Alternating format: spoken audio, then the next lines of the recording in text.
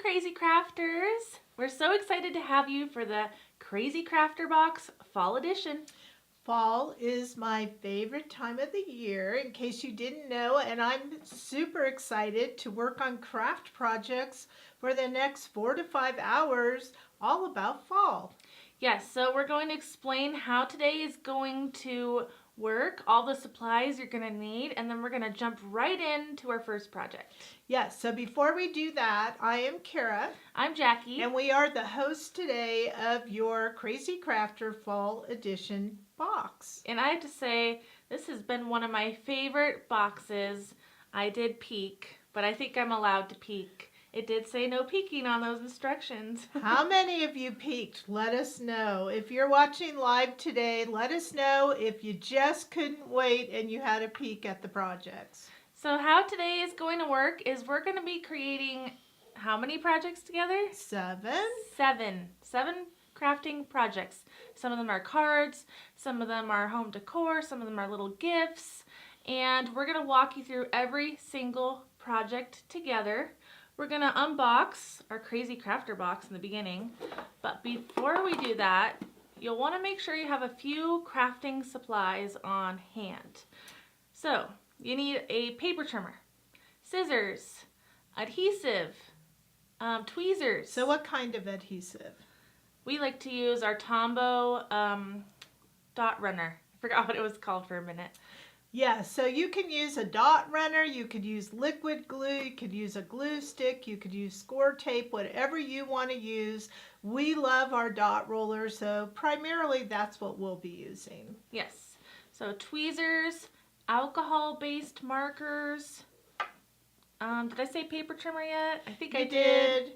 And you forgot the most fun part. What was the gift? Oh, the brayer tool. The brayer tool. You're going to want that brayer tool today, and that was an awesome gift. So if you ordered your box in that pre-order stage, then you received a free gift. So that would be the pink brayer tool. Do we have one of those in here? It's in our box. It's in our box. Oh, I can't hardly wait. So you'll want that as well. I think you pretty much said everything else. All right. Maybe a score thing. I think that's optional. Okay. So if you have all of those supplies, you have your box, maybe you want a nice warm cup of coffee or a snack, and we are ready to go. Did you say alcohol ink markers? Okay, make sure you have alcohol ink markers.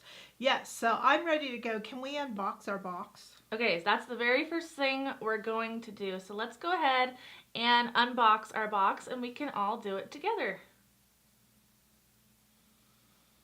Okay, so we actually see our instructions right here. We took those out of the box. We did? Okay, so here, actually we have another one right here. So here is the box as you open it, and here's that fun pink brayer tool. So if you haven't taken yours out of the package yet, you'll want to do that. You're going to find this very useful today. Now if you don't have this, that's okay. You could use your fingers or maybe something else as we go along, but this is going to be really helpful, and we'll show you why it's such a great tool. How many of you love the pink brayer? I love having this pop of pink color right here. It's so very fun. nice. Now also included is our button, right? Yeah, so this is just a collectible button so you can remember how much fun we had today. Yes, so put that in maybe you're collecting. In fact, how many people collect these buttons? I'd like to know. And if you do, how many buttons do you have? Okay, then you have your instructions, and your instructions, if at any time you have to leave or you don't understand what we're saying or you miss something or you want to replay, look at the beautiful photographs of each project along with the instructions. And so this is for you to keep, and I think they're really good to kind of put in a binder and keep for future reference. Now, and then we have our supplies. So I'll let you go through that. The first thing we see here is a sheet of score tape, so keep this nice and safe. We have 2 little jars of glitter. We'll be playing with this glitter today. And we have some outline stickers. Look how many we gave you. This is a ton of stickers. So we've got a flower pumpkin, fall leaves, some words, some dots, some daisies, fall frame, tree frame, witch's shoes, vintage truck, trees, a beautiful border, and a black lace border.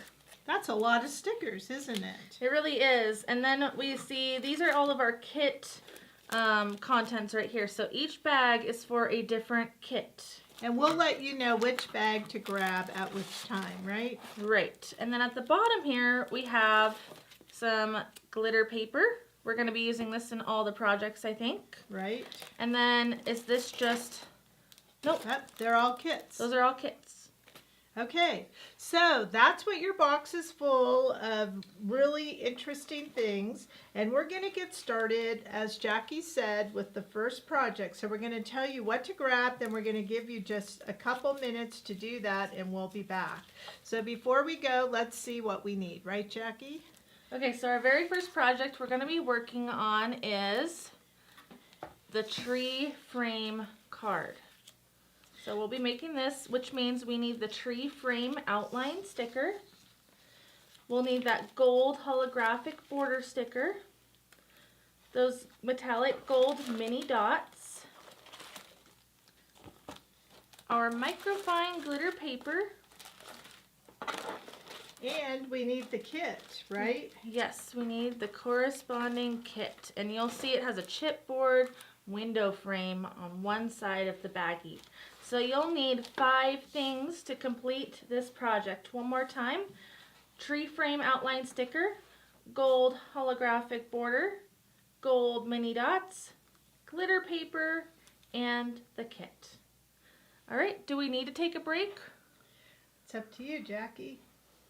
I'm leaving it up to you. Oh, wow. Well, I think as we're talking, we're kind of giving everyone a break. I think we should open everything. Maybe that will be our break. Okay. So let's go ahead and open up all of these things out of the packages, because believe it or not, you cannot peel things through a package, right? Right. People have tried. So I'm opening up the stickers.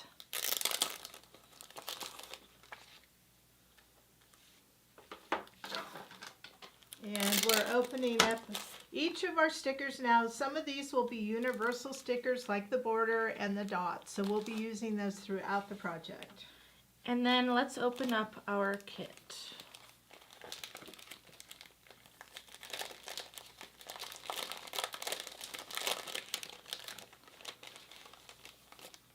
Okay, we've got it all unwrapped. And we have our glitter paper. Okay, so hopefully you are doing the unwrapping along with us, and it sounds like we're ready to jump right in, right? Yes, and by the way, I forgot to mention earlier that we are live on YouTube and Facebook right now. So we're live on YouTube and Facebook right now. So if at any time one of those platforms is being a little finicky, you can always switch over to the other platform, and we'll be reading your comments as we're live today. There's also replay available if you have to go somewhere. Okay, so I think the first thing we have to do is cut some paper, right? So we're going to put our stickers and glitter paper aside, and we're going to make the base of the card. So in your kit, you have a pre-scored card, which we will use to put the base of our card on at the end. We have an envelope, and since we're not mailing that, we're also going to put that aside. We'll mail it later. And then we're going to build everything on this brown piece of paper, which is 4 1/4 by 5 1/2, which happens to fit exactly on your pre-scored card. Okay, so once we build everything on here, the last step will be to adhere it to the pre-scored card. Okay, I'm ready when you are, Jackie. Okay, so first we're going to trim our brown cardstock, 4 1/4 by 5 1/2. Okay, we've done that.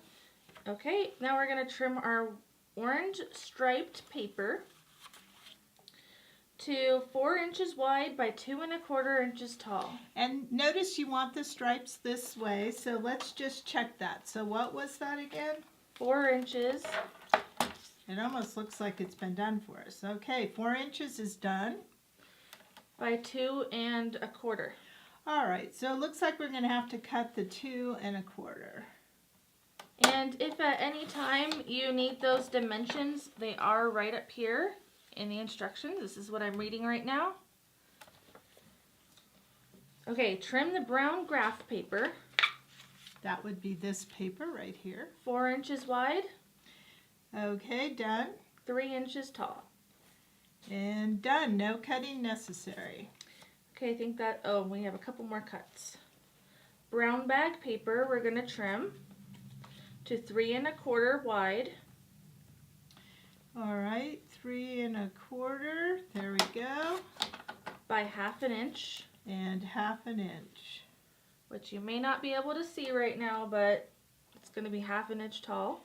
I can't see what I'm doing. Let's see, that's 1/4, that's 1/2. I like to make double, triple sure. So there we go. Does that look right? Yep. And then we need the brown cardstock to be 3 1/2. 3 1/2. There's 3/4 half. There we go. Maybe we can move that up a little bit. There we go. To 3/4 inch tall. All right, 3/4.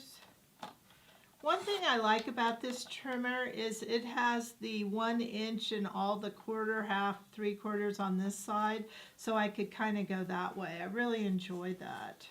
Okay, so those are all of the papers that we needed to trim, so we can put our paper trimmer away. All right. Now what? So now we're going to start adhering these papers. So we're going to take our orange striped paper and adhere it to the bottom, leaving matting. Oh, we don't have our crafting tool. We should go grab that. I'll have to grab it during the next break. Okay, during the break we will grab our wonderful crafting tool because I use it all the time, and so I'm going to try to do my best to be even. Does that look fairly good? Whoops. No. That's why I like my crafting tool. What is the crafting tool? Well, we can show it as we get it after the next break, but it's a square that we use to line up our cardstock. And it looks like this one is going to go on, and then if you need to push it down a little bit like mine, I'm a little bit up, so I just want to have somewhat even matting all around, right? Yes. Okay, so I'm going to read a couple comments. Lee says, "Hi from Milwaukee. This is my first Crafters box, and I'm so happy to be here, and I did not peek." You didn't peek. I love that. And congratulations and welcome to your first Crafters box. Lynn says, "Fall is my favorite season too. I was slow on this purchase and I'm seeing what I missed. It's nice to see you both." Wendy peeked and she loves her box. Wendy, I knew you peeked because you made a comment on our crafting groupies. I saw that, but I'm okay with it because you got everyone excited. And Jean Ann is excited, and she says that she was my #1 autograph. She was. Okay. All right, so next we're going to take our gold holographic border and put it on the seam of this paper. Now, when we look at these holographic borders, I think they are super cool. It's a new one that we just put on the website yesterday. So you guys already get to use it. And what it is, it has a tiny scallop, and then it has a diamond and a straight line. So which one are we going to use? Looks like the scallop. The scallop, which I think is the very first one. So let me just go Now, in there. this is the mini scallop because there is a larger scallop available as well. Okay. I should really weave this so we can see better. Do we have the other? There we go. Whoops. Okay. So here's our mini scallop. I don't know if you could see the tiny little scallops on there, but we're going to put it across, right? Right across the seam. It looks like we're using 2. Oh. Do you see that? Okay, well we're using 2. So we're going to use this one. I'm going to look closer here. Yeah, and then we used a straight line. So we're going to put 2 to kind of, I love that. That's a good technique because then you can make it thicker, right? Yeah, so you can combine 2 stickers together to make it look a little bit wider.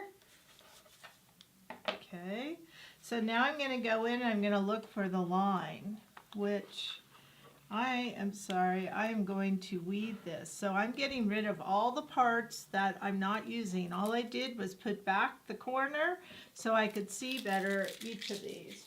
And that part is garbage, right? We call that weeding. And we'll do it again on our mini dots so that you can see exactly what I did.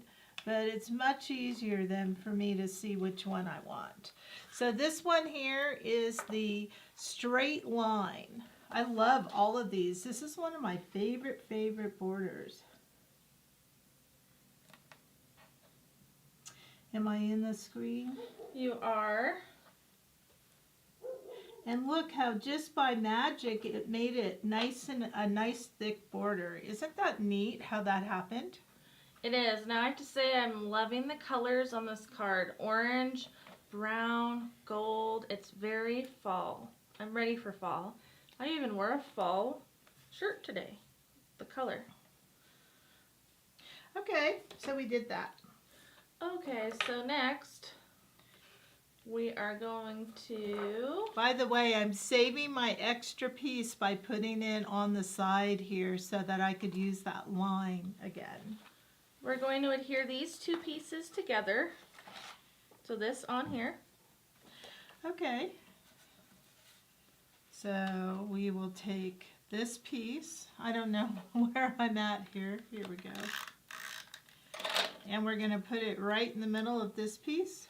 Right, so we want that little border around the entire piece.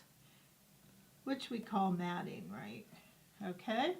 We're going to put our sentiment on, and then we'll put our dots on. So where do we find that sentiment? So we're going to go to that outline sticker sheet with the tree frame, and the sentiment is right here, thinking of you. Here you go. That's you. You're good at that. So I'm going to take my tweezers and start from the last word to the first word. So there is you. Yeah, it looks like there's dots on the other side, so that's a good idea. Of thinking. And I love that all of our sentiments are one piece, so it makes it easy to peel them and stick them. When you like the placement, you'll rub your finger over the top. And then I have a little, just a few of these little insides to take out with my tweezers. That way we can read the words just a little bit better. Okay, one more. So that is nice and burnished.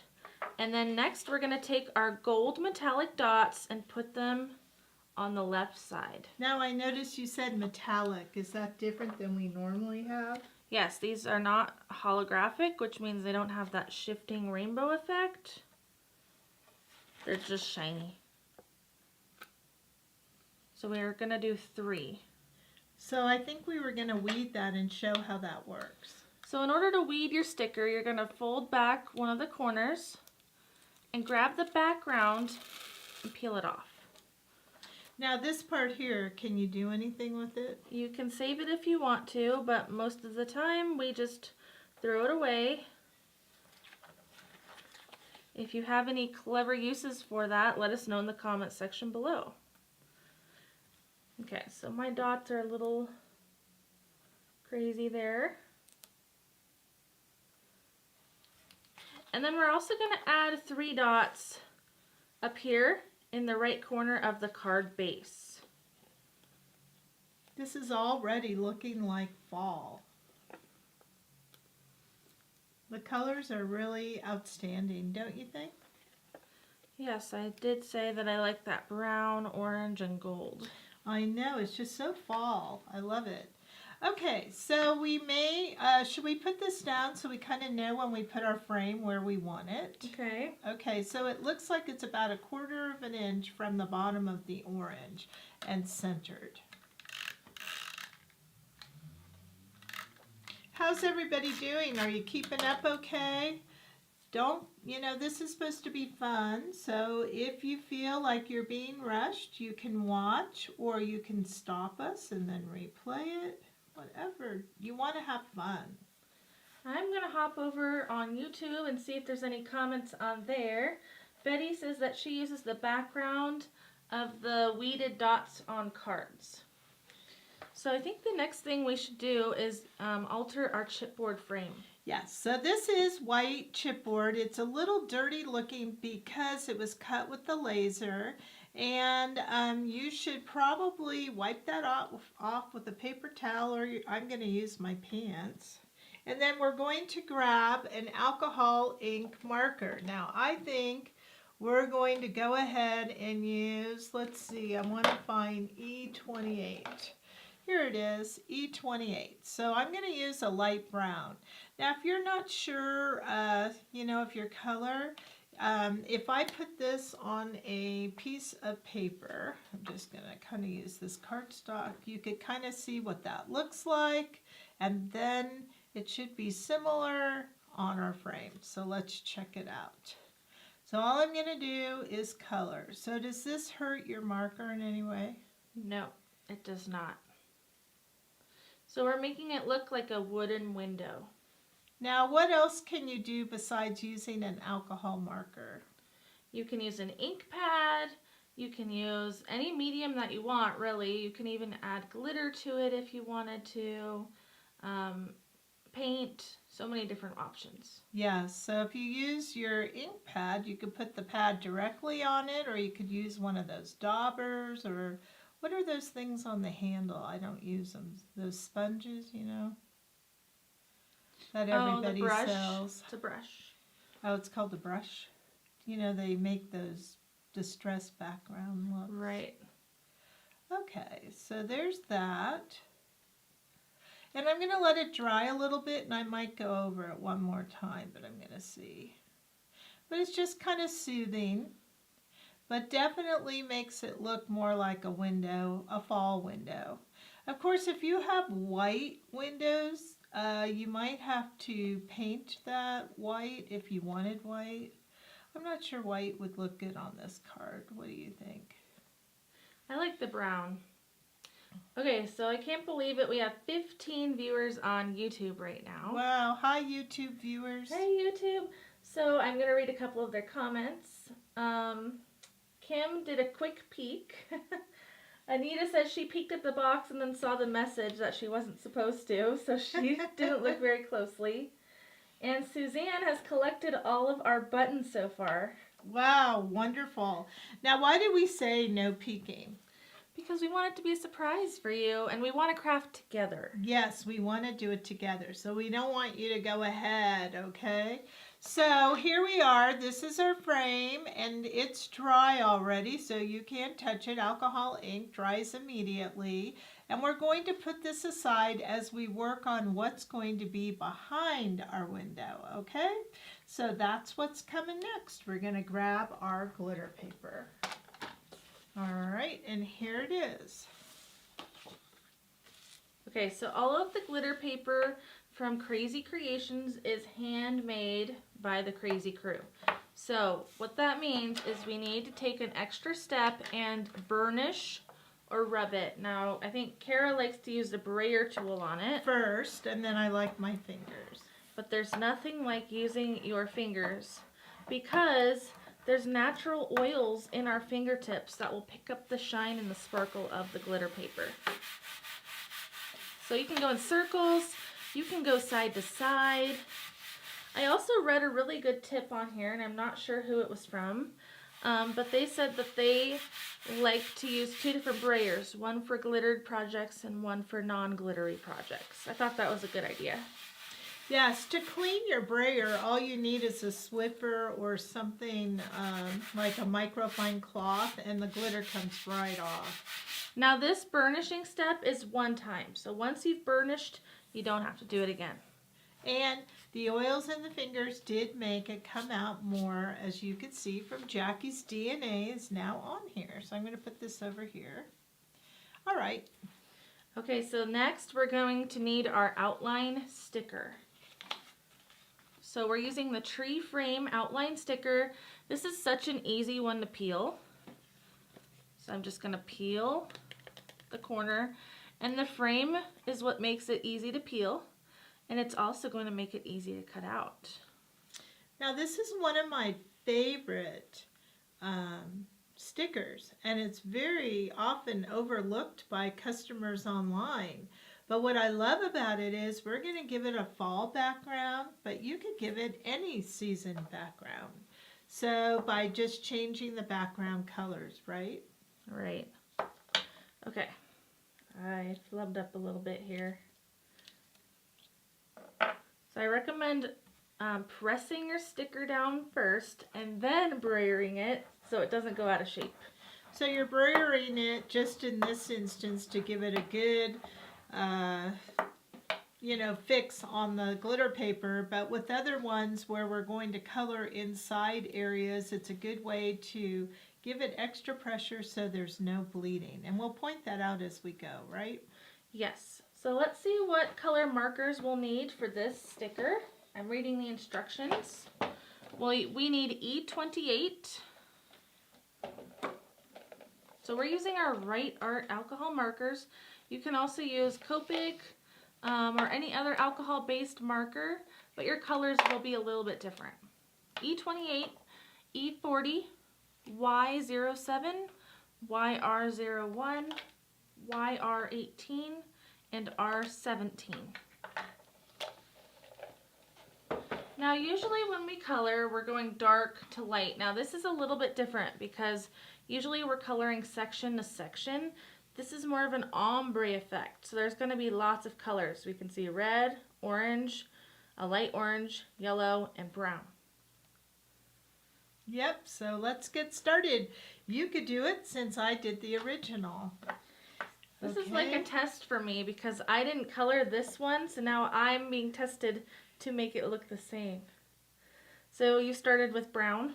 Yes, it's E28, and we're going to go with brown, and then we're going to go into that E40, Y07, YR01, YR18, R17. Okay. Alright, so I have my E28, and I'm going to start at the bottom using kind of the side of my brush and flicking from the bottom up. And about how much would you say you're going? About a ½ an inch or 3/4 of an inch? It really doesn't matter, guys. So you just want some brown on that bottom. Okay. And next we're going to use E40. Which is what? It's kind of like a brown yellow? Yes. And by the way, using that brush tip is going to help you so much with your blending, so make sure you're using a brush tip. And so are you going kind of into the brown and pulling it up? Yes, into the brown and pulling it up. Now say I didn't have enough brown and I wanted to add more. I could always add more brown later.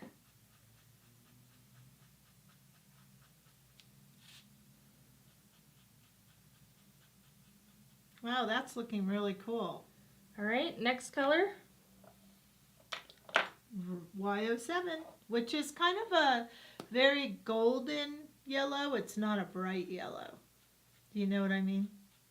Yes, so I'm doing the same thing, going to the edge this time of the E40 and pulling it up and coloring over the top of the black sticker. So that does not alter the sticker. Now I do notice that the Y07 is a little bit darker than the E40, so I'm actually going to go back to my E40 and blend down. So where that yellow hits, I'm going to blend it down a little bit. That way that line will get erased. Okay? Next color is YR01.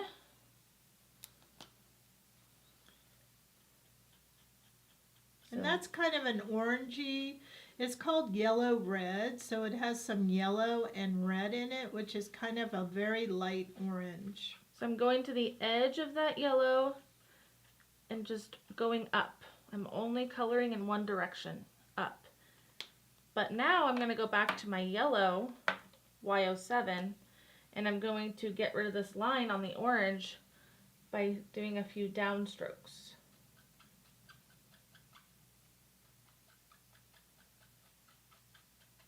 Okay, That just helps it blend in a little bit better.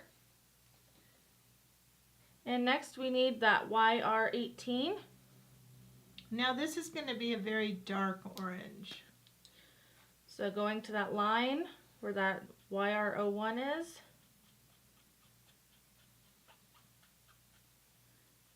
And I'm only coloring up. Now in these little areas with the branches, you may need to fill those in. Okay. Now I'm going to go back to my YR01 to blend these two. So back to my light orange. I'm going to color down just a few times to blend the two oranges together.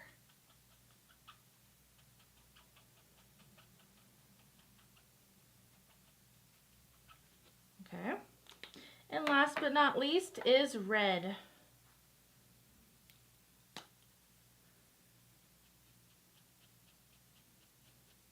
So now we're just kind of filling in the white space with a red marker. And don't worry if you go outside the line, we're going to be trimming. Make sure you're getting every area with that red. So I'm having to fill in a few areas here at the top. And then I'm going to take that orange, the dark orange, to blend that red and the orange together because there's that line between the two colors. So I'm going to do some down strokes.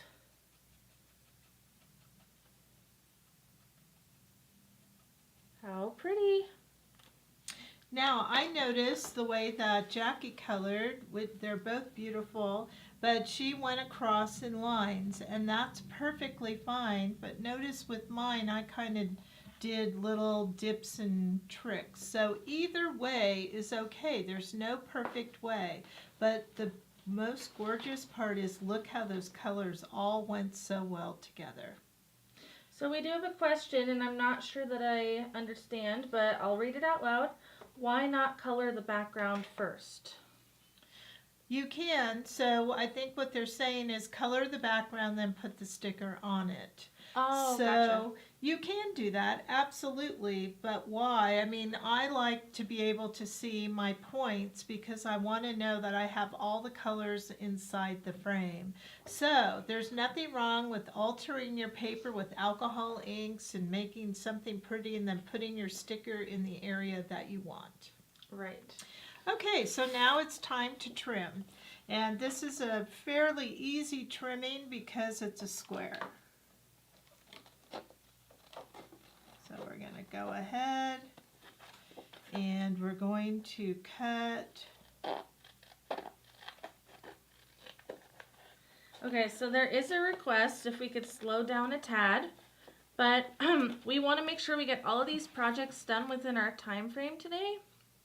So remember, there are going to be some breaks during the video today where you can finish cutting something out, or if you need to finish any of your coloring, you could always come back to it. I think most people want us to slow down during the coloring because that's the most foreign to them.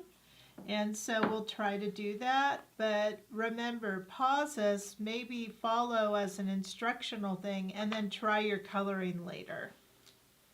And you do have those wonderful instructions if you need to reference any of the paper sizes and stuff like that. Okay, so here's what our beautiful frame looks like. Isn't that fun? Very colorful. Now, to put this on our card, what we're going to do is we're going to kind of see where we want this, and we need to somewhat use our frame. But in order to give this a little bit more of a 3D, we are going to put some foam dimensionals on the frame. You don't have to, but that's what we did. So I kind of like it right there. So do you want to go ahead and get that adhered? So there's no adhesive on the back of our glitter paper. You always need to add your own adhesive.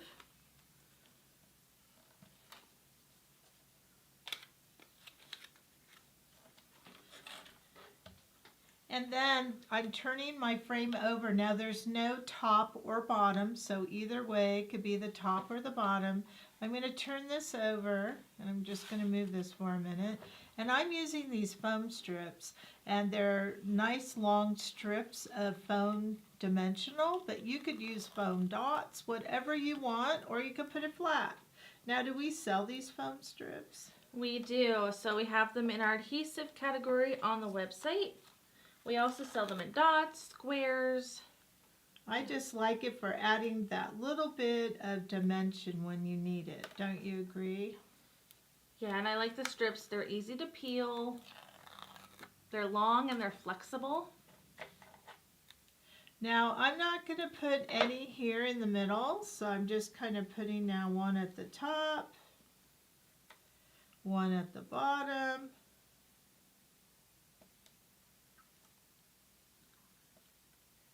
And then I'm going to trim where this was extra right here. So I'll trim this, well, kind of go like this, I guess.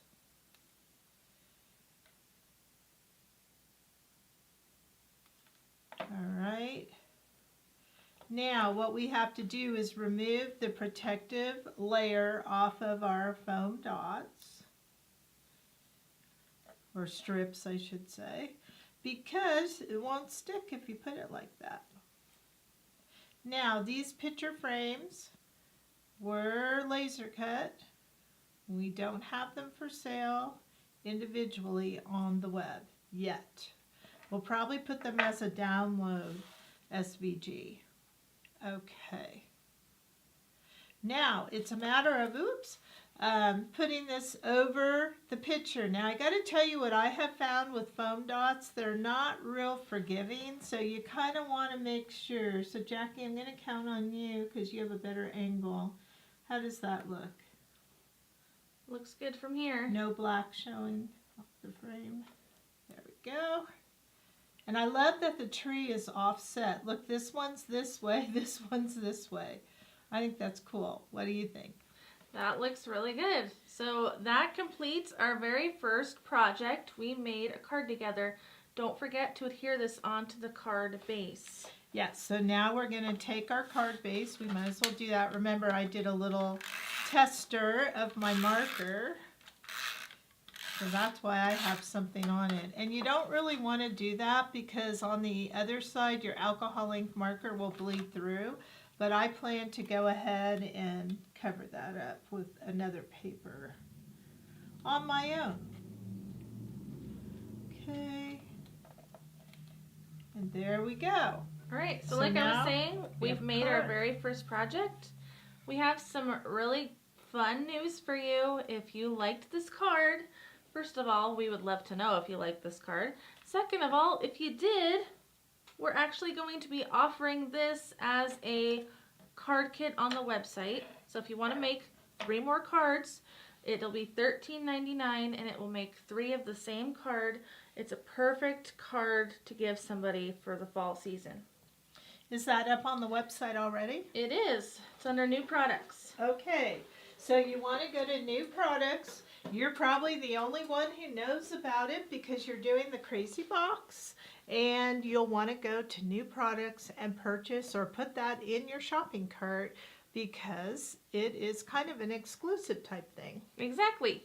So then we're going to take a 3-minute break so you can kind of catch up if you need to, grab a snack, grab some water, and we'll be back in 3 minutes with the next Krazy Krafter Box Fall Edition project. Which, by the way, will be the fall leaf magnets. All right, looking forward to it. See you in a few.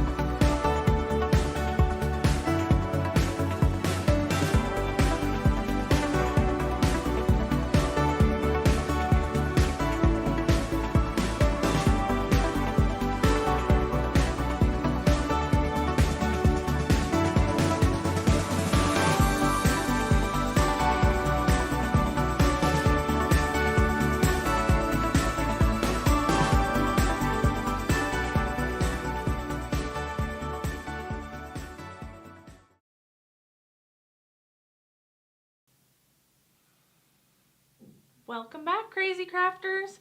We are going to be starting our second project in the Krazy Krafter Box Fall Edition. Are you ready to have more fall fun? Because I am, and I love this next project because it's not only fall, but it could be a gift or you can have it up during the fall season because they are magnets. So the magnets will attach to many different things, and I'm sure that you guys have imagination. So we'd love to hear your ideas where these magnets would be best displayed. Exactly. So we are going to change our camera angle really quickly, show you these beautiful magnets, and then get started. Okay, so we are actually making 3 magnets today, and they are just gorgeous. They're very glittery, sparkly, and really fun to make. So there's 3 different magnets, and they all are a little bit different. Yes, and what's even more fun is we're going to be making our own glitter paper. Did you know that, Jackie? I had a feeling when I saw that little jar of glitter. Now, if you're someone who doesn't like to get glitter on you, don't worry, because the microfine glitter that we sell here at Krazy Kreations is actually not very messy at all. And the glitter paper we'll be making to do this project is not going to be the white glitter paper. We're going to actually make sand. But before we do that, let's go ahead and set up each of our magnets with our paper cutting. So you should have found the kit that has the magnets. It has a variety of paper right here. And we need our little fall sticker. So we're going to put our fall sticker and this piece of, let's see, and our magnets is what I meant to say, aside. Okay. Now, in this packet, there should be 3 chipboards, and 2 are the same, and 1 is a little bit smaller. So that's how we get a little bit different sizes here. Now, do you want to talk about the edges? Be careful around the edges. Oh, so these were cut with a laser machine, which means that they have a little bit of soot on the edges of the chipboard. If you want to, you can wipe them on a cloth and take some of that soot off, but just be careful, because if you go to touch it, and I'll touch it for you so you don't have to, you are going to get a little black line on your hands, and that might transfer to your project, but it does come off. Yes, so use a paper towel or something to go around it. Now, the white paper in here is going to be for the glitter paper making, so we are also going to put that aside. Okay, so we have 3 pattern papers right here. And which one is the small one, just so we know? So we should go in order. So the small one is the one with the 2 maple leaves. You need to squish them. Okay. Alright, so we are going to do some paper trimming. We're going to trim the dark brown acorn paper. That's this one up here. 1.5 wide by 2 3/4 wide. Oops, only one can be wide. So 2 3/4 wide by 1.5 tall.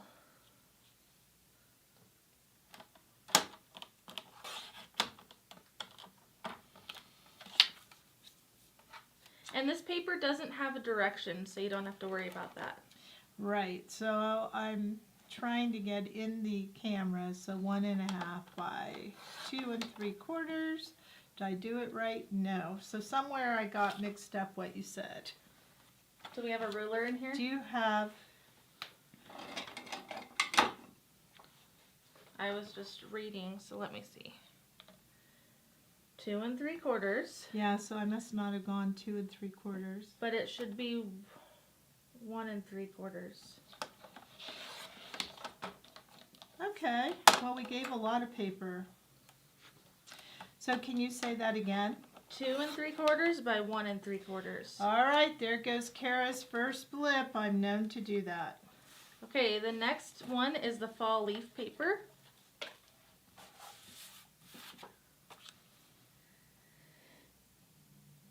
And it's the same.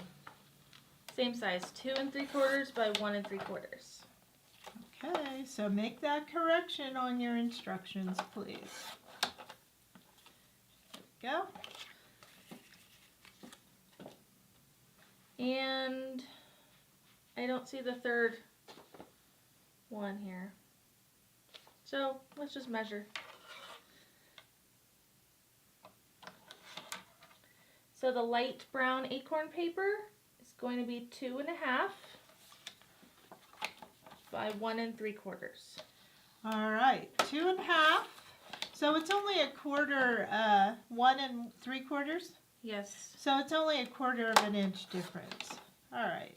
If you're not sure what we did, look at your samples here, and it's just, you know, you can figure that out by looking at that measurement. Okay, so Can you repeat the measurements one more time so they can write them down? okay, so this is 2 3/4 by 1 3/4. 2 3/4 by 1 3/4. 2.5 by 1 3/4. Okay, perfect. So now what? Are we going to do one at a time? So let's go ahead and adhere that paper down to each chipboard. All right, so this one's going to go on there, this one's going to go on there, and that's going to go on there. So sounds good. In the center? In the center with a little tiny black matting around each one.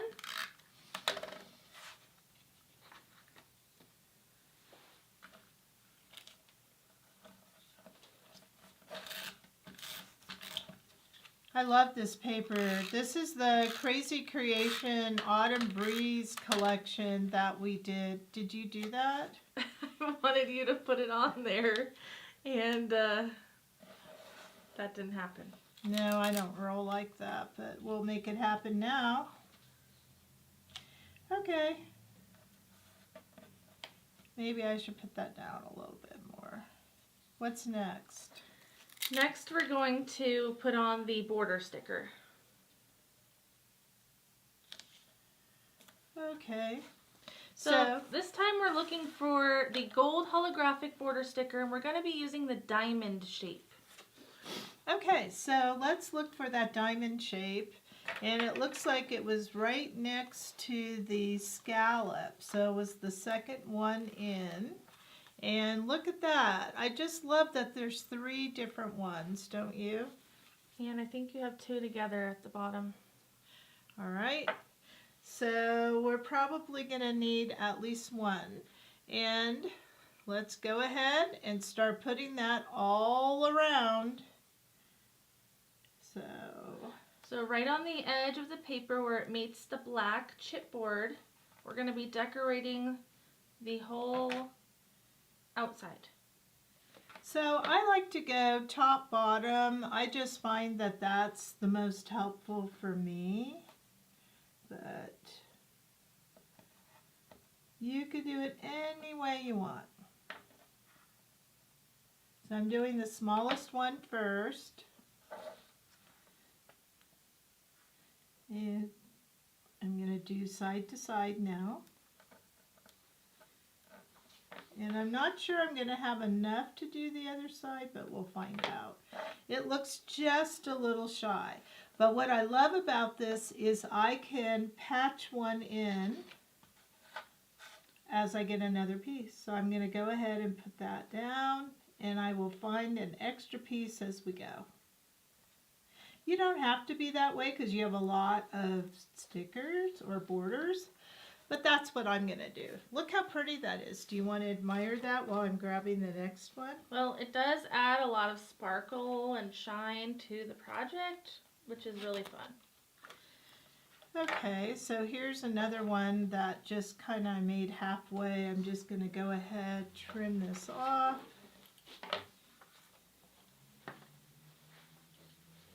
And I'm just going to put it on there, and nobody will even know. That's what I love about these, that I went ahead and I only used a little piece.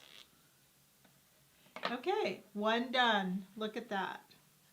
So we're going to let you do the next 2 at your pace here, but we'll do one more together, and then you can finish the last one as we move along, okay? So let's do one more together because it wasn't that long, right? No, and what I recommend is you can kind of pick them up if you don't press them down, say you don't like the position you put it in. But once you're ready to commit, make sure you press your finger over the sticker so it doesn't peel back up. So you're talking about picking up the border sticker. At first I thought you were talking about picking up the project. No. Okay, needs a little bit more adhesive. This time I'm going side to side, then I'll do top to bottom. It really doesn't matter, but I find that if you kind of do one side then the other, whether it's top to bottom, side to side, it is better to have the same piece on top when you go to do the next one. All right, here's my next string right here. I really think that this adds such an elegance to the magnet. A nice finished edge. These could even be done on little place cards for Thanksgiving. Yeah, did we get any ideas for magnets? Not yet, so if you have ideas, let us know.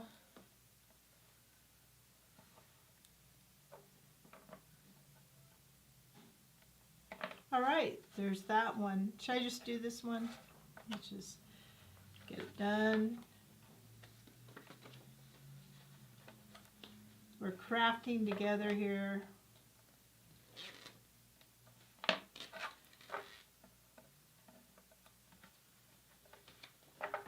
Okay, do the other side. Isn't it fun to find those diamonds? Now you could use the other things, right? There's nothing preventing you from using the straight line or the scallop. I just chose diamonds and I wanted them all to be the same, but you could put different ones on different projects. Well, diamonds are a girl's best friend.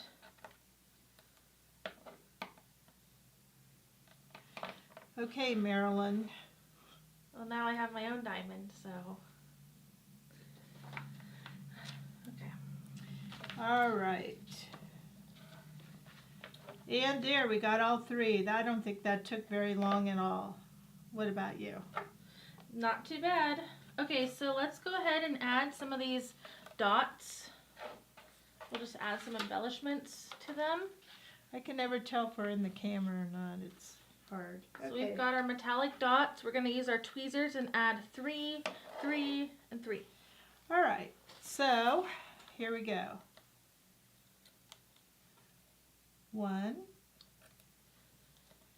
So Sharon says she would use a few on her refrigerator as a decoration because her refrigerator's always blank. Oh, nice. Okay, there's 3 there. Then we're going to do the same 3 across here. These metallic dots are really fun. They're kind of like sequins, but they don't have that bulkiness, and it has adhesive, so you don't have to figure out how to put it down. All right, and then 3 dots over here. 3 more dots. Okay.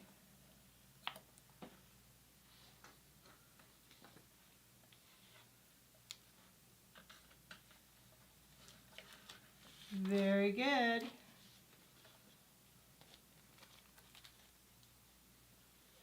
Okay, we got it. Okay, so next let's add the sentiment to this one real quick, and then we'll do the leaves. So the sentiment is on the fall leaves mini sheet. And I think we ought to put that one down like here. So there's only one that has sentiment because only one sentiment, right? Right. And it says, give thanks. Or you could cut off the T and make it say Hanks. That's our last name. It is, isn't it? Okay, so it looks like it's going to go on the very bottom here. Now notice this is a little trick that I do. I kind of put my tweezers so that it's in the center of the word. It helps me align it a lot better. So do you see how that is? And I'm just going to place this right down at the bottom here and release the tweezers. I really find that is super easy. And I know you do the same. So again, I'm going to pick up my word, kind of put my tweezers in the center, And then I'm going to put the give right above that T and over to the side. A lot more control that way. Okay. That one might be a little curved. I'm going to make it so it's straighter. There I think I did it. I'm not sure, but that looks good to me. Okay. All right, so we have now decorated all 3 of these chipboards for our magnets. So now is the time when we are going to do the fall leaves and the little acorns. So we'll put these off to the side, and we are going to need the supplies to make our sand glitter paper. So the directions say to trim the score tape and the white cardstock to 5.5 inches by 3 inches. All right, so the score tape is 6 by 6, so I'm going to go ahead and find 3 inches here and basically cut that in half, and I'm going to save this half for another project. Okay, and then it said 5.5. Yep, 5.5. And that's if you want to match it exactly, because this right here, this to here is 6 inches. So I'm going to look at where this ends, which is 5.5 right there. And that's just so when you put your paper on it, it's going to be even with the paper. Okay? So if you look at the paper, there's the 5.5 inches. It matches to the score tape exactly. So now we're going to trim this at 3 inches. And then both of these should be the same size. It just is for ease of using it. Okay, so next we're going to put our paper trimmer off to the side, and we are going to adhere these 2 together. So this is how I do it. Kara might do it a little bit differently, but I find it easiest to peel the brown side off of the score tape. Now this side here is nice and sticky, so I lay it with the sticky side up. I take my white cardstock. There's no right or wrong to this. This is a 80-pound cardstock. And I'm going to line up the corner right on top of that sticky. Now this is a commit to the stick kind of deal. So if you get it off a little bit, like it's not perfect, you do have to just go with the flow and press it down, because you're not going to be able to peel it back up. Now, I made a mistake. I said it was 80 pound. It's actually 65-pound cardstock. It is not glossy paper. It just has a bit of a waxy feel to it, but it is white cardstock. So if you make your own glitter paper, you could use anything you want. It could be 80 pound, 65 pound. It could even be 100 pound, whatever it is you want. But we're using this one that we use to make our glitter paper.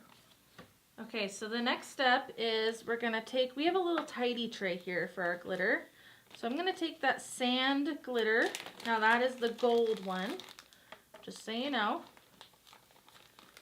I just wanted to get that ready, so I'm going to take the top off. And by the way, we do sell these tidy trays online. We even have 2 sizes. All right, going back to our score tape. Now this is our score tape, and it says Suk Wang on it. And if you don't have a tidy tray, what can you use? You can use a paper plate, a coffee filter, a piece of paper. You just want something where you could pour the glitter on. So now I'm peeling off this release sheet to expose the adhesive. I'm going to put this into my tidy tray and then sprinkle the glitter on, and we're going to coat the entire sheet with glitter. Now this is our sand color, so it's kind of a champagne gold. I'm going to just lift this up and kind of just get that glitter all over the sticky. So I'm going side to side. If you need to, you can scoop a little bit up. And then when you think it's covered, tap it off. And we're going to use our fingertips to burnish this. Now, can we put all of this back in our jar? Of course. And this one has a funnel, which makes it really easy. Okay. So we're going to burnish, and this is where you see that glitter, the shine really picks up. You're definitely going to notice that change. And you want to use your brayer. I'll use that in a minute. Okay.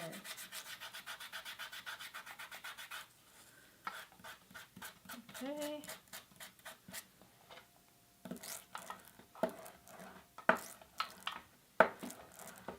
All right.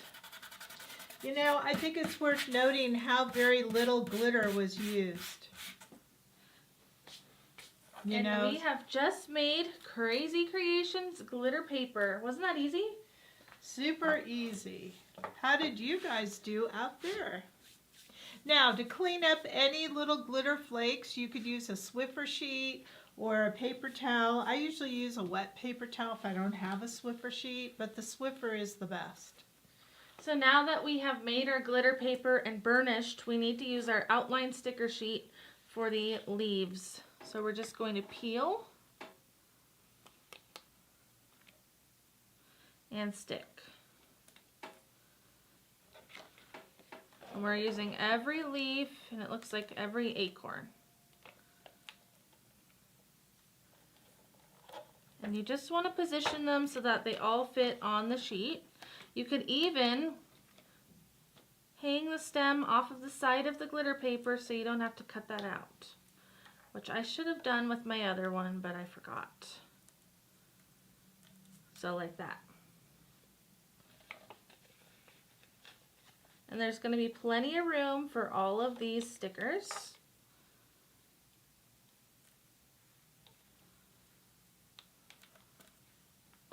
And then I'm going to use my tweezers to peel the acorns because they're a little bit smaller, and it looks like we need 1, 2, 3, 4 acorns.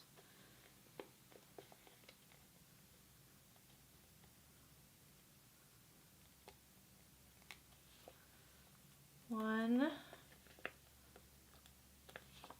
2,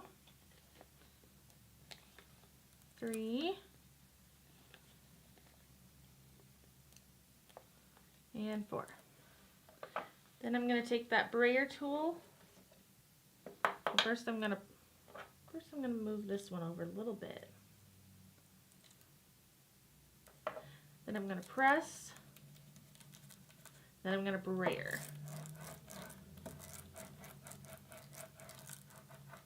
Okay, we are ready to color. Oh, am I the colorist again? Mm-hmm. Okay, so each of these leaves looks a little bit different. So these are the colors that we're using for the leaves. R17, YR18, YR01, YG29, and YG00. And it's to note that the instructions cut off the Y on the YG00 and YG29. Okay. So these are, as you can see, we have some darks and we have some lights. So that's what you need to make sure that you have when you're coloring. Now we are going to want to highlight this gold glitter paper when we color.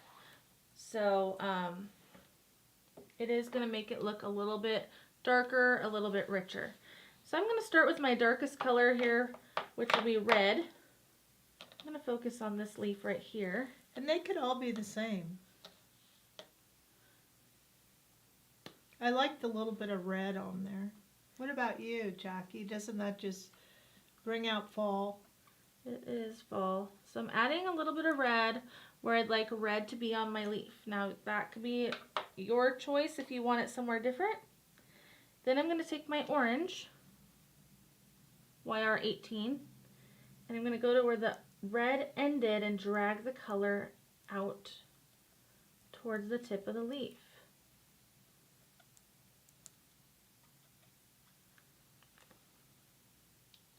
Then I'm going to take my YR01 and drag the orange out. Now why are we using the sand? Now I'm not going all the way to the tip because I want some of that sand color to show. And it kind of gives a different look than the white would. The white would be very vibrant, where this is kind of more fall-y. It is very folly. And we can even add a little bit of light green, which is that YG00 up here at the top. Now you'll notice when you color on the sand, you're not going to see as many imperfections in your blending. It's going to be a lot more forgiving. This is YR01, by the way. But I'm leaving a few areas of that sand color showing. And there's our first leaf. Beautiful.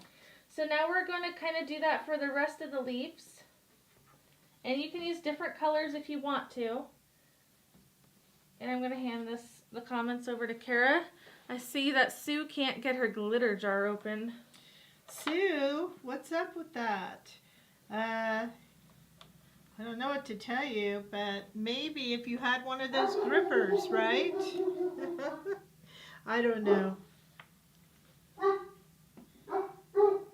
Excuse our dog. Yep, that's our dog. Must be the postman. I hope, Sue, you can get that open. Let us know if you were successful. So Jackie's continuing along the path of coloring. Now remember, no two leaves look the same, so it is okay if your leaves look all different. Now, how many of you have actually colored on color glitter paper before? We're actually going to start having a few more of our kits with the color glitter in it because it really does give a whole different look. Okay, so for my next leaves, I'm going to incorporate some of that G29. So this is the dark green, YG29. And I'm going to put it on the edge of my leaves. And then I'm going to blend it with that light green, YG00. Yes, Sue, that's what I was saying. Use one of those little grip mats. So the silicone mat, perfect idea. I'm glad you got that open. I would have thought of like a rubber band trying to do that. Oh, I've not thought of that before. A rubber band around the jar lid. So here's some orange. I'm doing my dark orange. So Jackie's kind of altering her way by using the darker green, and now she's used a little bit of orange.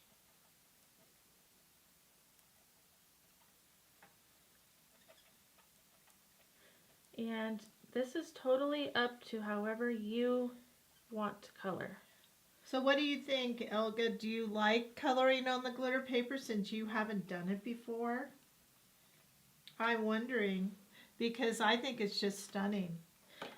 Now that we've colored our leaves, we just need some brown for the acorns, and we're just going to color the caps with a E18. So the cap of the acorn, no blending, and we're going to leave the other part of the acorn that sand color. Now I want to note at this moment, at this point in time, that these are going to stay vibrant forever because they're alcohol inks. So that's why we don't use a water-based or dye-based ink when coloring on the glitter, because it will fade over time. So then the next step is to trim, and we're just going to make one together and then you'll have some homework. So I'm going to go ahead and cut, and Jackie can look over any comments. Elga says, yes, looks awesome. And it's so forgiving to color on the glitter paper, but you want to make sure that you're using alcohol markers and Krazy Kreations glitter paper, because not all glitter is the same. Ours is velvety smooth, so it won't damage the tip of your marker. All right, I'm going to hop over to YouTube and see if we have any more comments on there. Linda has an idea for the magnets, putting it on her cruise ship door. That's a good idea. Oh, woo. Okay, so there's one. I love these acorns. Aren't they beautiful? So we actually have two different fall leaf stickers on the website if you really love to color fall leaves. This is the mini, so this is called the Fall Leaves Mini Sticker. We also have a full sheet called Leaves, or Fall Leaves, I believe. It's a 4x9 sheet, but it does not have the sentiment on it. You get more leaf images. We do have a brand new Happy Thanksgiving sticker though. And that's a mini sticker. That is a mini. I think we also have one that's not a mini, a Happy Thanksgiving. Oh, yes. Okay, so here are two that are trimmed out, and we're just going to go ahead and put one together, and the other two will be your homework, okay? So we're going to do this one right here. So we're going to grab our small little, what do you call that, chipboard with the craft acorn paper. And the way that this is displayed, and you could do it any way you want, is one of the leaves are going to go that way, so that's going to be flat. So I'm going to get our adhesive. Maybe if I do the right side, it would help. Remember, you have to put adhesive on the back of our glitter paper. And now you know why. It was just paper, right? Just paper. Okay, so there's that. And then you're going to take this one and we're going to pop it up. So I'm going to get those dimensionals. This time I think I'll use these circles. Please give the marker colors again. We do have them on the instructions, but they were R17, YR18, YR01, YG00, and YG29. For the acorn, we used E18. So basically you want a dark red, dark orange, a light orange, light green, and a dark green. All right, so this one here, I think I'm going to stick kind of going from corner to corner. What do you think? There, and kind of let that leaf. Now, if you don't want that leaf to kind of stick up like that, what you could do is put a little bit of adhesive on the end of it. On the stem. On the stem. And then I'm just going to go like that. And there you go. Now, what's missing to make it a magnet? The magnet. Yeah. So we're going to go ahead, and we gave you these magnets, so just you can lift one, and it's sticky on the back, and you're just going to put it right there in the middle, and you have a magnet. How easy was that? Super easy, and these were fun to make, not very complicated, and they look beautiful. So remember, you are going to do the other two on your own. Very easy to finish up. All you have to do is cut those out and glue them on and add the magnet. If you liked this project, guess what? You can buy this as a kit. So remember, we offered the tree frame card as a card kit. That's called, I forgot to mention the name of it, sorry. Tree frame card kit. This is called the Fall Leaf Magnets. So this will make 3 more magnets if you want to buy another kit at $9.99.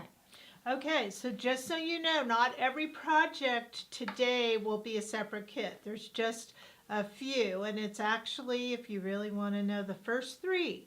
So make sure that you add to your shopping cart if you want to make more. And frankly, these would make great gifts. So I think that would be perfect for giving your family member or maybe an office person, just as a celebration of that holiday, a little gift that you made, but it's very elegant. And they're only available while supplies last. So if you know that you want to be doing this again, don't wait, because it might not be there when you go to order.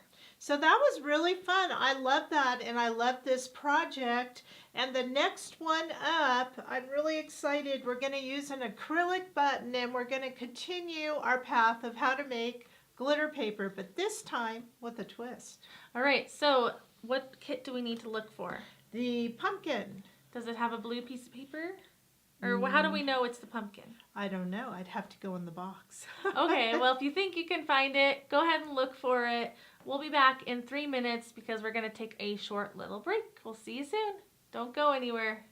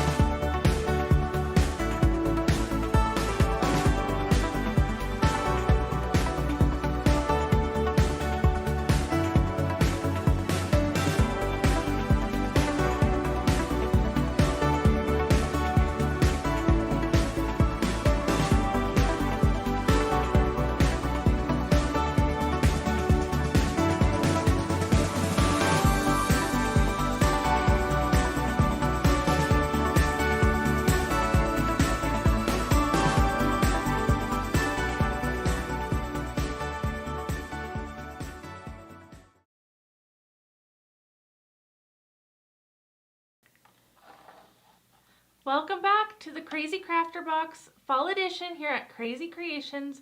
We are starting project number 3 today. Yes, so I went and found the project and it has this little button in it. That is what you need for the next one. All right, so we are going to make a really fun card with an acrylic button on it or ornament. Right. Yes, do you want to grab the sample? And then we'll show everybody. So let's go look and see what this is going to be. Okay, I'm going to put our camera down and we will take a look. All right, so this is the kit that you want to look for. It has this round acrylic piece in the front. And our sample here shows you how we're going to be using that.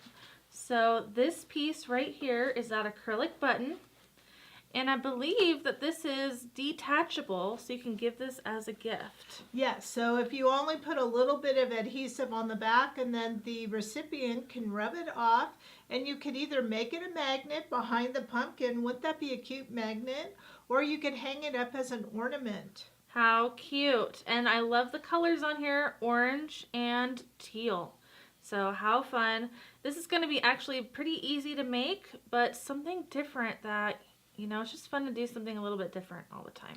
It is. That's what the Krazy Krafter box is all about, trying new crafts. So let's get started. We're going to need our kit. We will need our flower pumpkin outline sticker. And we will also need our gold holographic dots and borders. And when we get to the glittering, we will be using that score tape, the white glitter, and you'll want a paper plate or a piece of paper or the tidy tray. So first we're going to do the background of our card kit. All right, so here is that kit. Let's open it up. I was reading a couple of your comments. I love that you're making these projects into kits, and that's from Wendy. Ooh.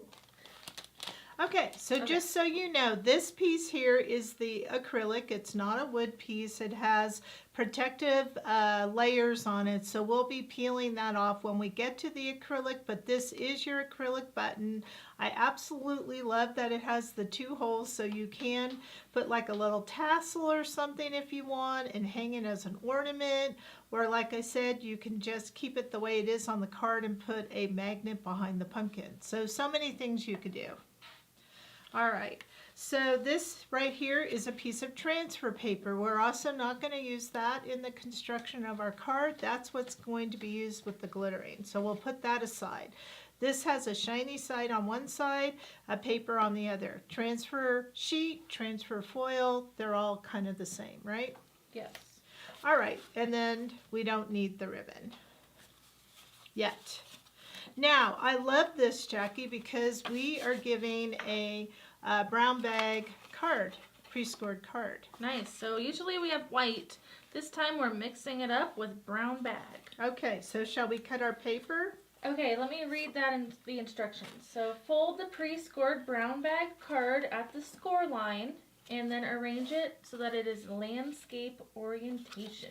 So I'm going to make sure that fold is nice and tight. I'm going to use my tweezers as my bone folder, and there we go. So okay. Landscape means that the opening of the card is on the bottom.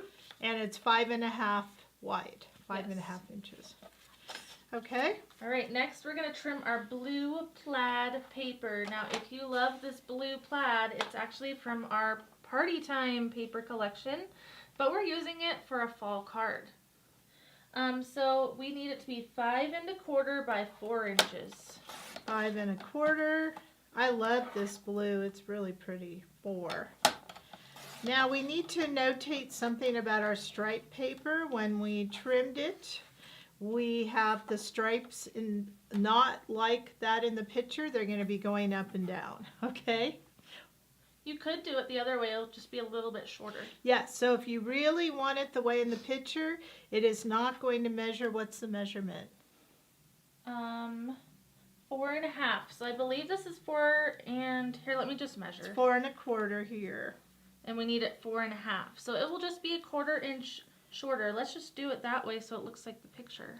Oh, okay. I was going to do it the other way, but sure, let's do that. So it's already 4 1/4.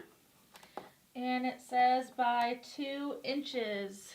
2. I love this paper too. Is this another collection paper that we have? Yes, this is from, flip it over for me. Is that Springtime Showers? It is. Okay. Okay, and then there's this one. Okay, let's see. Brown bag paper needs to be 5 1/4 by 2. All right, so 5 1/4. And it looks like it might be 2, so we'll check that out. It is. So just 1 trim on that. So can you repeat those measurements? All right, so the blue, 5 1/4 by 4. Okay. This we made 4 1/4 by 2. And if you wanted the lines to go the other way, you could follow the instruction dimension. And this is 5 1/4 by 2. Okay, so perfect. That's all the cutting we have to do, right? Yes, so let's go ahead and assemble our card. Do we have enough room on the camera, or should we zoom in a little bit? Look at the back of this paper. That's pretty cool too. Am I doing this one first? Okay, the blue paper goes down first. Okay. And we have our Krazy Krafter tool. Yeah, I brought it in. Yay! So this is our Krazy Krafter tool. Currently, we're making more. This has been the most popular tool ever. But what it does is it helps you align something straight by using these little grooves on the bottom and the side to kind of line your paper up. I think I got that. I can't really. There we go. And then you're going to put adhesive on this paper and just kind of stick it in the square there.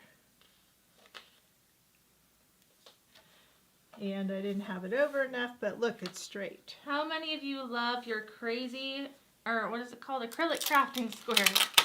I'm going to get more so I could see. I was off to the side. I got to be perfect. As Jackie knows, I like perfect lines. All right, there we go. Now I could see much better. Okay. Yay, easy. Okay, what's next? So now we're going to do the orange striped paper. We're just going to adhere it into place. Ooh, you know what's nice? You could use these little plaid marks. Yeah, as like a place marker. Yeah. So how far down? Like one plaid? One plaid. Okay, and maybe one over or just one and a little bit. I think that looks good. All right. And then we're going to decorate with those beautiful gold holographics. We need to use the scallop if we want to copy the sample. So we're going to peel. And on the sample, the scallop is on the inside. So going around the seam on 3 sides.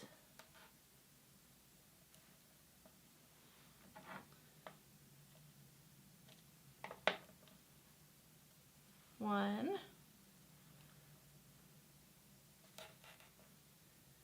two,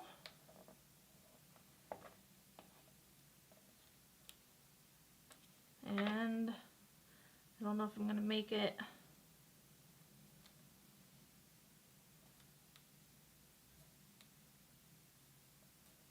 All right, I need a new one.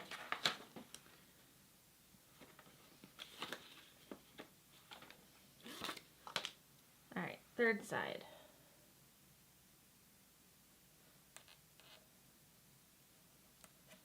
Okay. Then we'll put that brown piece, that brown bag paper. Okay, so this is going to go just on, oh, we have glitter on this one. We're full of fun glitter today. So I'm off camera just putting adhesive, and it's going to go like that. There we go. Now, if you compare these two, let's put them side by side, there's really not a huge difference between this piece and this piece. So I'm just wiping off my glitter. There we go. all right. What is next? What is next is right. We can do our sentiment Okay. and our dots. And our dots. Sounds good. All right, so here's our dots. Let's do that first. There are 3 across. And again, these lines are a little bit squiggly, so they're not straight. But for the most part, you could kind of use that as a gauge. So 1, 2, and 3. Okay, I really, really love using these dots.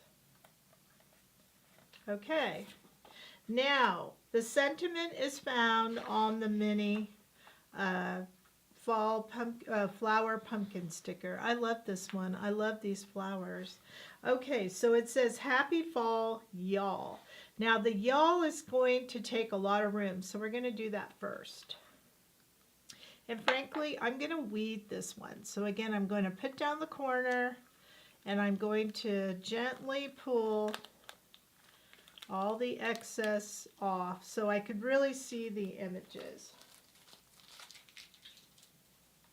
How many of you never knew about weeding? Is that something new that maybe you learned today?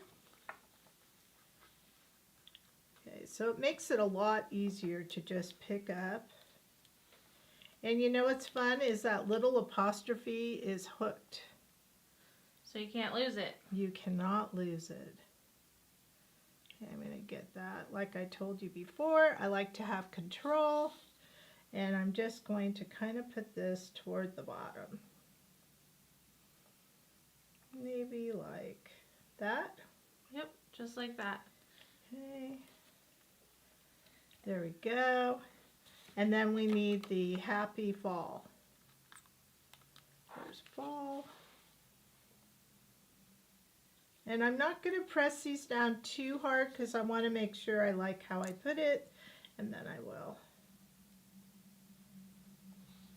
Happy fall, y'all. Yeah, my kind of same.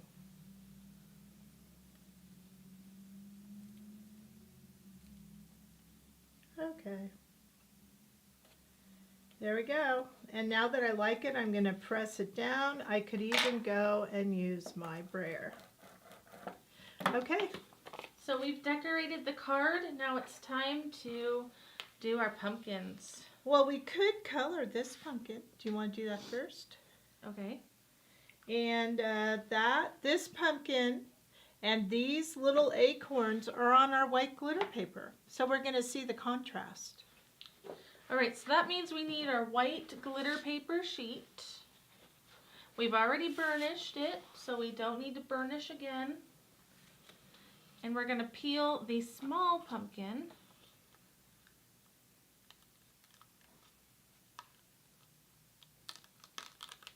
Place it onto the glitter paper. Now this little doodad you don't have to have on the glitter paper, and if it has to be there, we'll be lifting it up. Because we don't want to, what do you call that? Fussy cut that. Okay, how many of those acorns? 3. So there's some different sizes on here. They're not really noticeable, but they are. So I want to utilize all of my little spots. That's how I am with our glitter paper. So I'm not putting the top on there because I don't need to fussy cut that either. And I need one more. Yep, one more to make 3. Let's see. I guess I can't be too squeamish. Put it there. Okay. So there we go. Now this is a good time to go back and use that brayer. Just kind of make sure it's down. And we're ready to color. So what colors does it say? We need YR18, YR01, Y07, and YG29. And then for the acorns, we need E28 and E40. All right.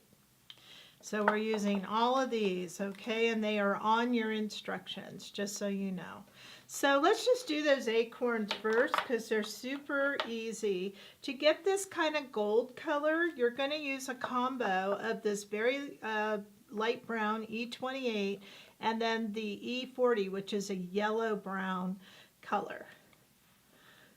So you're just going to put a little bit of the E28. And I'm just going to do all 3 because it's such a small area. And then you're going to come in with that E40 and you're just going to add that. And it makes that kind of golden, it's almost like a gold color, I think. And we're just coloring from the line of the brown out. Look how pretty that is. Very nice. Okay, now we need the pumpkin. So we're going to start with our dark color, YG18. Now, this is where you as the artist decides where you want that dark color. I'm going to go kind of toward the top. And I'm only going to do half the pumpkin at a time. So I kind of want to go down where these lines are. A little bit here. You want to leave room for those lighter colors. So don't get too top heavy with your dark. Then I'm going to go in with the YR01. And I'm just going to kind of take at the edge of this dark line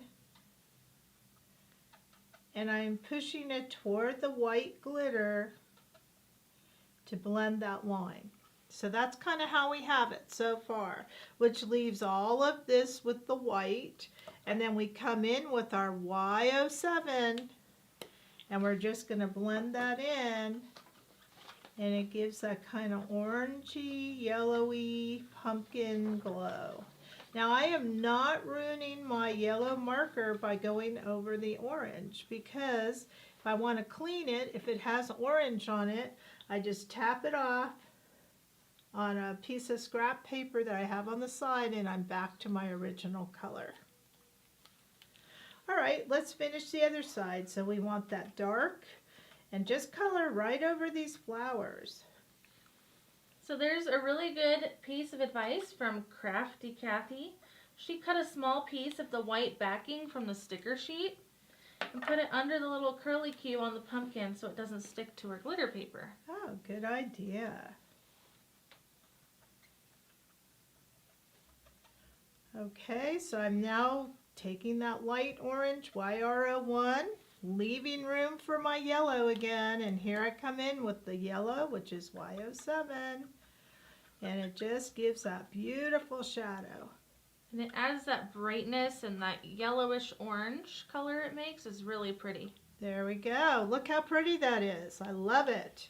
Now we need to do the stem, and frankly, because there's so many flowers in there, I just used the dark green. You could use both if you wanted, but I just kind of did that. Okay. Very pretty. All right, and here's a tip. You don't have to use YG00. You could take your Y07 and add a little bit of yellow on that green if you wanted to. It's up to you. Okay, now I'm going to cut this out while Jackie takes you through the next part. Okay, so the next part is, oh, by the way, if you want to cut yours out later, you are welcome to do that while we're doing this piece right here. So first, we need to use our transfer sheet. Let's find that. And I really suggest that you cut later and follow along with Jackie.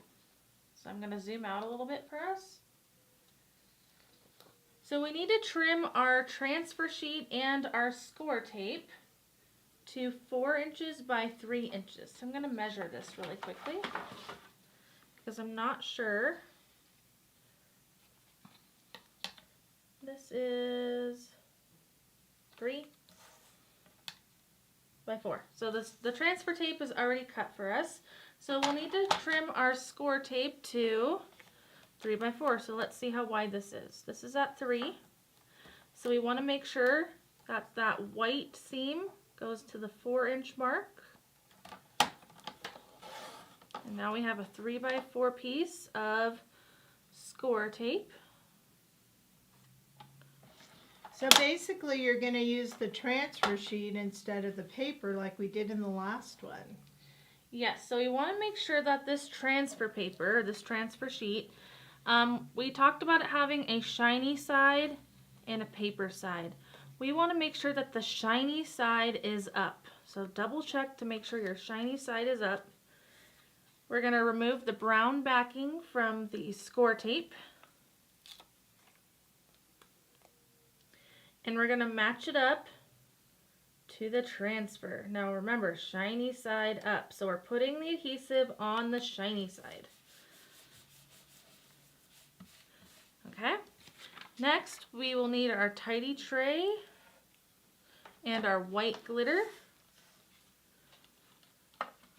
So it looks like we have warm highlights in here, and how I can tell the difference is if I look at my glitter, there's a golden sparkle to it in the light. So that means that it's the warm highlights, which is perfect for fall. I'm going to open up my jar. And now we're going to peel the Sook Wing release sheet. So there's actually 2 release sheets on here right now. You're only peeling the one that says Sook Wing. Okay, there we go. So this is nice and sticky. And now we're going to sprinkle our glitter and cover the whole adhesive. I like to pick mine up and kind of just you know, move the glitter around, making sure that every single part of it gets some glitter on it. Then I'll tap it off and use that brayer tool that we have. And now it's time to burnish.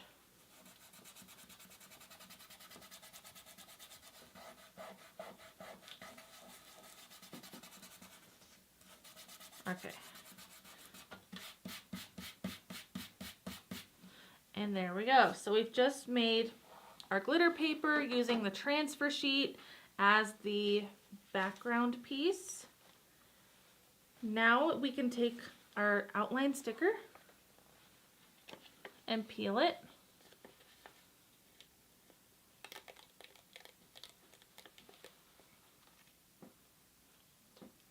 So you can put it any way that you think fits the best on here. I'm gonna go like that. And then we need some leaves. So most of the leaves on here have an outline. One of them does not. We want to peel the outline of the leaf. I think there are 3.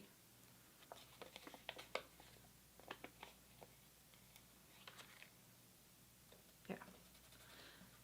Press and brayer. And now we are ready to color. Now it's important to note that when we color on this, we are actually going to end up peeling this off and it's going to be transparent to go on the acrylic. We want to use darker colors so that we have more contrast. So basically you're going to use the dark orange with the yellow, and we're going to not use the YR01 and the dark green. So let's start out with our oranges. So I have YR18, and it's going to be the same general technique for coloring. So apply your dark color where you'd like it, and we can do a few sections at a time. As the artist, you decide where you want your shading. Then I'm going to take my Y07 and do some blending of the orange marker. And I love that I can color over these little black designs in the pumpkin. It makes it really easy. Now say this is too much yellow, I can actually go back over it and add more orange.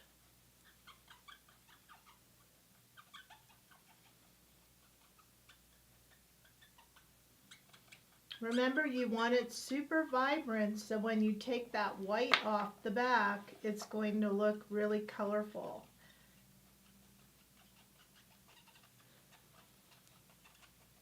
So I'm actually going to add a little bit more orange. And then blend with the yellow again.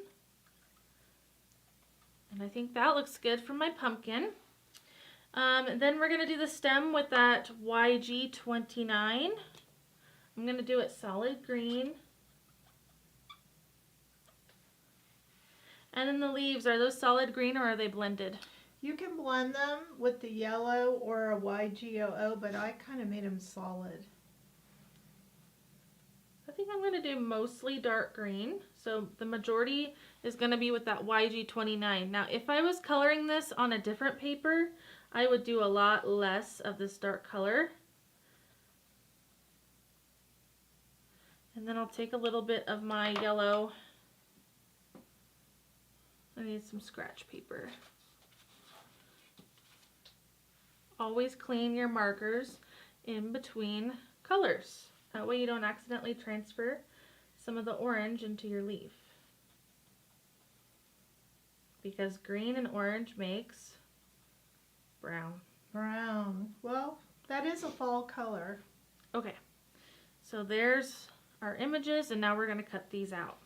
Okay, so I think that's my cue. So to cut them out, we're going to follow the outline. Now you can use the scan and cut. If you have that machine, you simply scan in and cut. I love it because you don't need a computer or anything else. There are a couple tricks with the glitter paper. One being that you want it usually on the color mode because of the sparkles. But we do have a boot camp if you have one of those machines. If you don't like to fussy cut, that's one way to get around it. Otherwise, it's fussy cut time.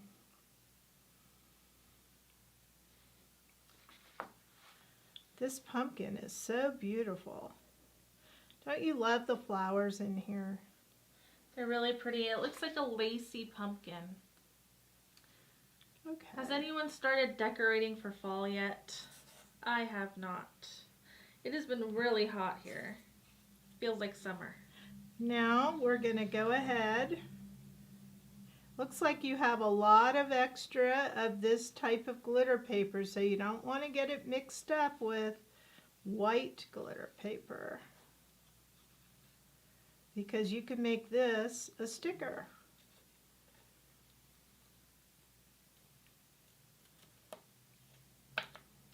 How's everybody doing out there?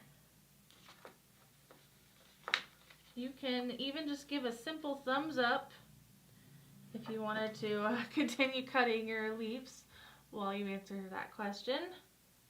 We always appreciate you giving us hearts and thumbs up and subscribing to our YouTube channel. Now, there is one little tip I'm going to give you. If you look at the card here, you don't see the stem, so I'm just going to cut that stem completely off because I don't want it to be an extra layer with my pumpkin. So I just cut right across. All right. And by doing that, it kind of saves you some time too. Okay, so at this point, I need to power up our device. So the audio might change a little bit. So if you notice it sounds a little bit different, we are changing the microphone, but it shouldn't be too much of a difference.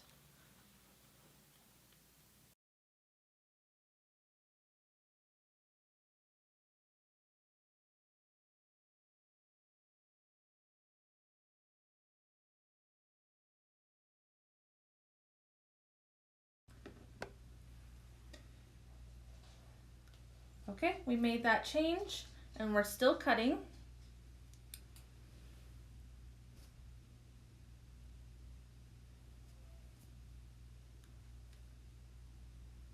We're on this last one, and remember I cut off those stems. And then we're going to put this on our acrylic button. Okay, there you go. Okay, so when we made the glitter paper with the transfer sheet, it's actually already has adhesive on the back. However, before we peel that off, we need to get our acrylic piece and peel the paper backing off of both sides. So the best way to do that is to take a pair of tweezers and just kind of make a little bit of a scratch on the paper. You have to kind of dig it. And then peel. So there's one, then we have to flip it over and do it again. Now I'm doing it above the little hole, and that's where we're gonna put some twine, so if you did make a little bit of a scratch, it's not going to show. The reason that we have this paper backing on here is to protect that acrylic from other scratches that we don't want on there. So now we have this acrylic button. All right, next we are going to peel. Should we get a white paper or something under here? Yeah, there we go. Peel the backing off of your pumpkin. Now there is a trick. If you kind of fold it, it kind of comes off a little bit. Just kind of fold it. It's kind of very forgiving, so don't worry about bending it. Now, do you suggest we put the pumpkin down first or the leaves? I put the pumpkin first. So we're not going to press the pumpkin because some of these leaves are layered underneath. So we want that pumpkin to be about here, I think. So I'm just going to lay it down. And then I'm going to take my leaves and start positioning them. Peeling is maybe the hardest part. And then I'm going to position them with my tweezers. So this one goes under there. And you could trim it off if you want. But I like how you did it. Peeling, if you wanted to peel your pumpkin back up after you press it down, it's going to be kind of difficult for you because it's really sticky. Just a piece of advice.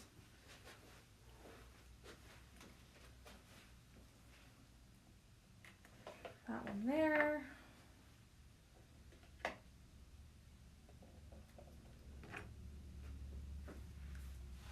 This one's going to go over here.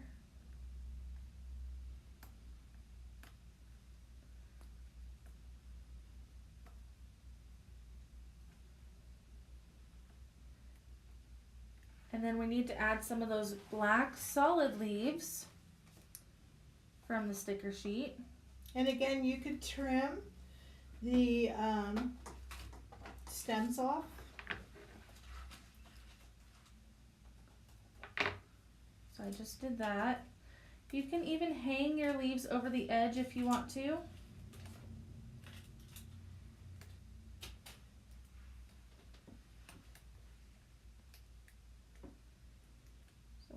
I'm trying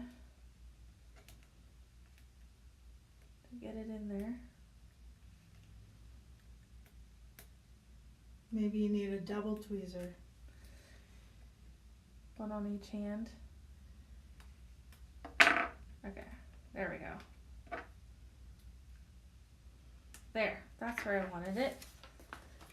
And it looks like you even covered up that little hole at the bottom. I did for this purpose, but you could do whatever you want. If you want to keep the hole visible, by all means do that. You could probably, with some determination, peel that off later if you wanted. I think I just want 5 leaves, so I'm happy with this, and I'm going to press down my pumpkin now. Now I do have a little bit of overhang from some of the leaves, so I'm going to flip this over and trim.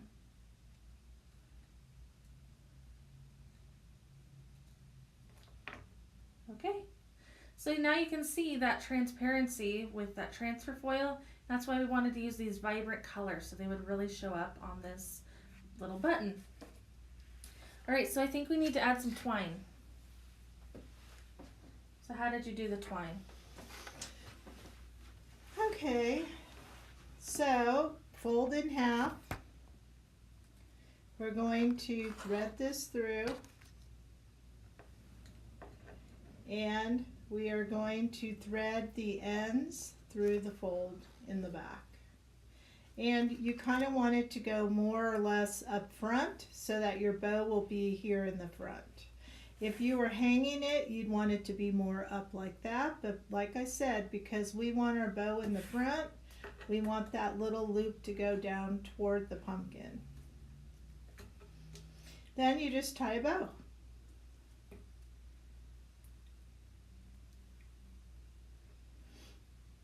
Whoops. I like this little orange blob on my finger here. Now, if you ever get alcohol markers on your hands, the best way to remove it is with hand sanitizer.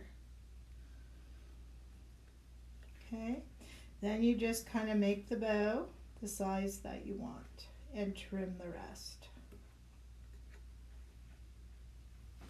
Beautiful. So let's trim the tails.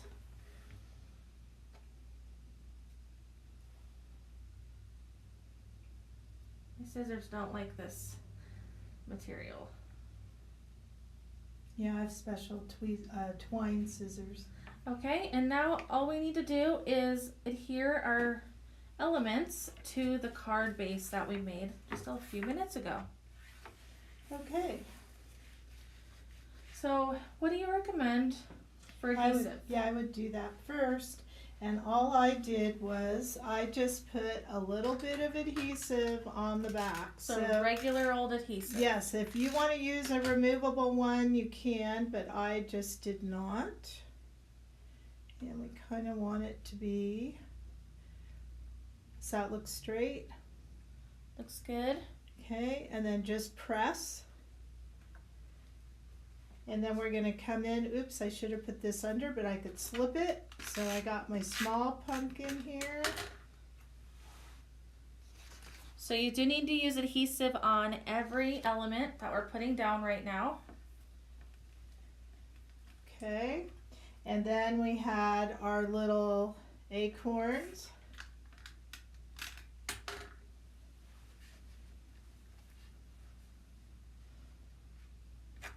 Get those tweezers. I can't live without these. And then we had 2 more acorns. So here's one and here's the other. I just love the colors of this card. What do you think? Very bright, cheerful, and it screams fall.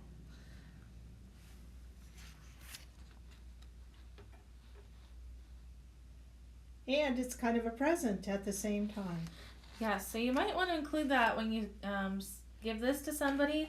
You could say in the message that you write that this is a removable acrylic piece that they can use as, they can put a magnet on it. You can use it as an ornament. Do you have any other ideas? No, those are the main ones that I would think of. I just think it's pretty, even if you put it by a window. You could hang it on a doorknob. Just really, really cute. And it's unique. So this is going to make somebody's day really fun and bright. So I hope you enjoyed the third project that we did today. This is called the Pumpkin Acrylic Button Card. And I think you're going to guess, this is also a kit on the Krazy Kreations website. If you wanted to make another one of these cards, you could buy it. It's in the new products category, and it's $9.99. Now, limited supplies available, or limited quantities available. And it makes one. It makes one card. So if you wanted to make another one, make them for gifts, it is available on the website. Now, these 3 projects that we just did, those are the only extra kits that we're offering. Yes, and just so you know, the acrylic buttons are not for sale yet. They hope to be on in October, but they are not on our website right now. So they will be. We'll be adding acrylic pieces. All right, how fun was that? So we're gonna take another short break, a 3-minute break. The next project we'll be doing is the thank you card. Yes, the thank you cards, the frame. So this is what your package looks like. It has this blue with these tiny little envelopes, and we'll be doing this next. So you'll want to find this to have more fall fun with the Krazy Krafter box. All right, so don't go anywhere. We'll be back in just a few minutes for the 4th project.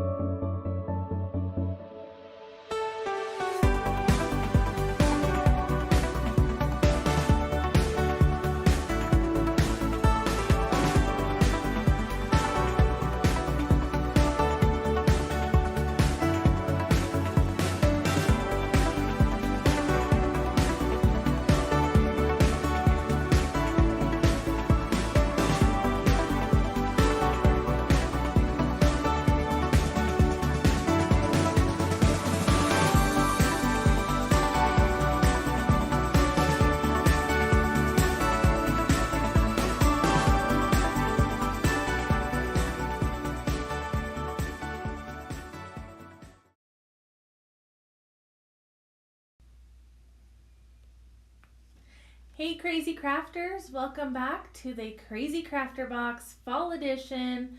We are on project number 4.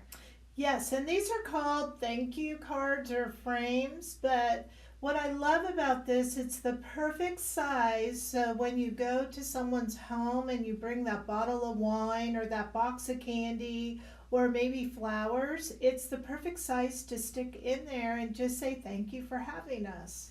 Yes, now as a reminder, I just wanted to remind you all that we are live right now, and if you miss any part of this video, it will be available for replay. You also have some wonderful photos and instructions in your kit. Yes, and one more, I'm talking about the project and you keep talking about the event. Did you have any more event news? I don't think so, but I did see an idea from the last project before we go into Okay. this project, using that little acrylic button as a sun catcher. Ooh, that's a perfect one because those little lights will shine through it. So that's a good Very idea. pretty. So back to this one, as I said, it's the perfect little note when you visit somebody and you have a gift that you're bringing to share, especially during the holiday season. But it could also be a placeholder, which I think would be fun. It's just a cute, really fun sized card, and we're going to be doing some ombre rainbow coloring. So get ready, let's show you this card and get started. Okay, I'm going to zoom in for this one because it's smaller than the average sized card. Is it 3x3? It is a 3x3 card, and I just want to let you know the inside has this decoration as well, and then you can go ahead and put a little note there. But as I was saying, it could be a placeholder at the table as well. So there's many different things you could do with it. And it's really beautiful. Now in your kit here, we gave you 2 of these envelopes. So if you need to have more, we'll try to get some of these on the website, but they're not right now, but they are 3 1/4 by 3 1/4. We're only making 1 card, but we thought if you were creative and made a second one, maybe you would like to have an envelope just for your reference. But aren't these the cutest little envelopes? Yes, and I like the color, brown bag. Yes, it's so fall.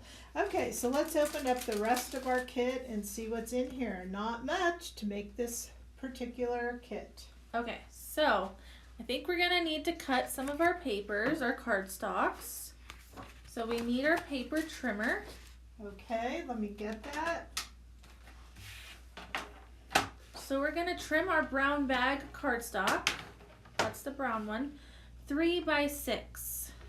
Okay, so let's see what we have here. It looks like, do we have our, we do. I'm going to measure this because I'm thinking this might already be 6. It is 6. Look at that. So we're going to turn it this way and cut it at 3. Is that what you said? Yes, 3 by 6. Okay. There we go. Okay, so now we are going to fold it in half. Can we cut the turquoise first? Sure. Trim the turquoise cardstock 2 3/4 by 2 3/4 2 times. Okay, so 2 3/4. 2 times. So that's like a perfect square.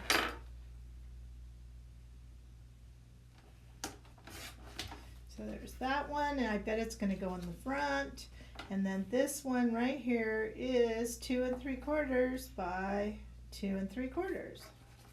All right, so we have 2 of those turquoise squares. Okay, now you said something about folding in half. Right, this is actually going to be our card base, so we need to make a crease so that it folds in half.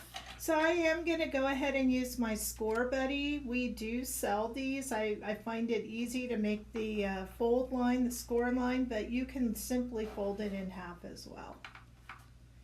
So at 3. Okay. And then it makes the folding easier, right? It gives you a nice crisp line, so you fold it as a perfect square. Okay. All right, so now we have our card. We want the opening at the bottom, which it is. And we're going to adhere one of these turquoise squares onto the front of the card. I don't know why it won't stay closed. I think it's just going to be that way. What if we go this way? Same. Okay. Shall we just put this on then? Okay. So that's going to go on the outside.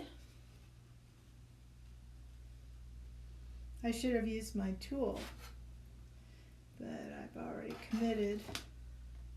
And then we're going to put one on the inside as well.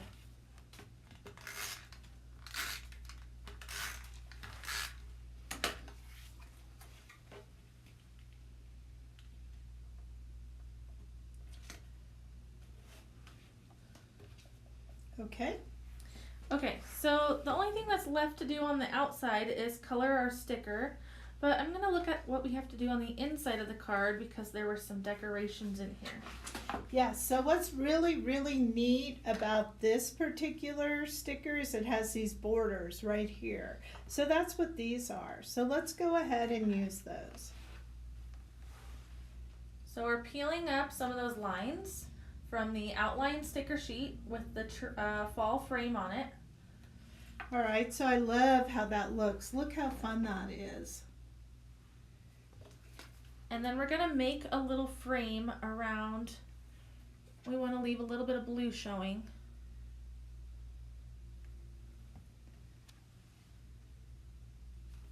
And because it's kind of like a, off kind of, it's not a straight line, you don't have to worry about being straight. Now, this is a very whimsical card. Kind of like a twig to me. Now this one here is in here, and all you have to do is trim each side to release it. Bet you didn't see that coming.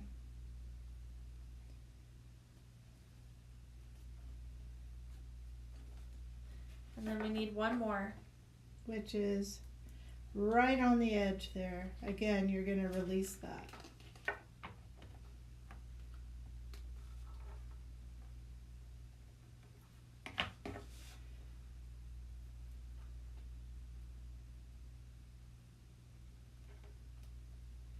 And this one is just a little bit longer, so I'm probably going to trim that off. Move it over to the edge. But isn't that fun how that came out? Very cute. Very easy. Let me just pull that back a little. There we go. Perfect. Okay, so next, make sure you rub your finger on the top of those lines so that they're nice and stuck down. And we're going to peel this sentiment from the same sticker sheet and put it right here. So many thanks. Now, I always peel the largest word first. So in this case, that would be thanks.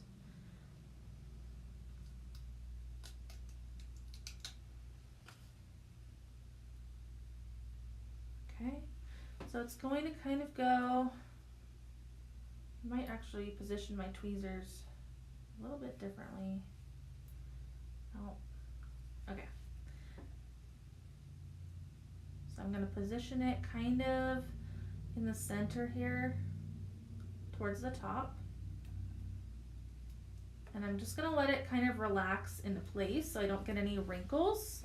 And then I'm going to peel the mini, position that right above, just like so. There's our sentiment. So what's left on this card is coloring that leaf on glitter and this leaf on glitter. Such an easy card, but stunning. So that means we need our glitter paper. So nice and burnished already. We're gonna peel that small leaf.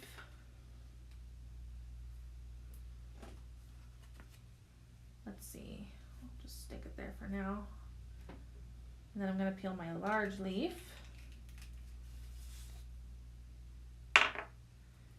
And this will probably go right in this corner up here.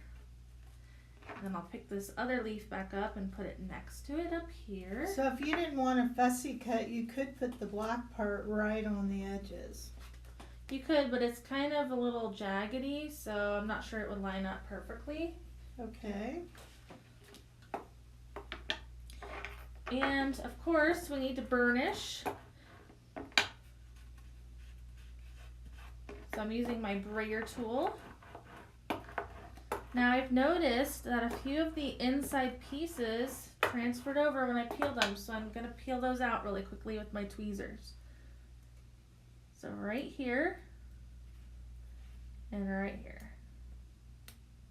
Always do this after you've put it on the paper. It's so much easier than to try to get it when it's dangling in the air. And now we can see that image very clearly.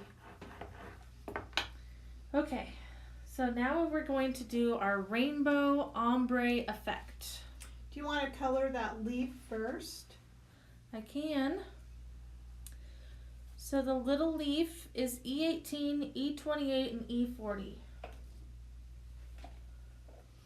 All right, here you go. So we need 3 browns for this leaf. I'm going to open this up so we can see it. Now just looking at it, I can tell it's darker over on the left and it gets lighter to the right. So we're going to start with our darkest brown, which is E18. And I'm going to put it on the left side of the leaf. Then I'm going to use my medium brown, E28. I'm going to drag the E28 over. And finally, I'll use my E40 marker to blend out the rest. Okay.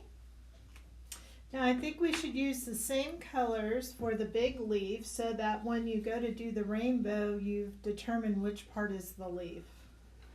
Okay, so we're going to use the same browns on this leaf right here. And to me, it looks like it is the darkest in the center. So that's where I'm going to apply my E18.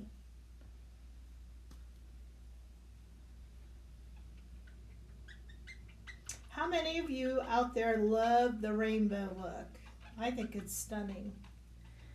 The nice thing about rainbow is you can make different kinds of rainbows. For example, this rainbow doesn't have any purple in it, but you can definitely add purple if you like purple.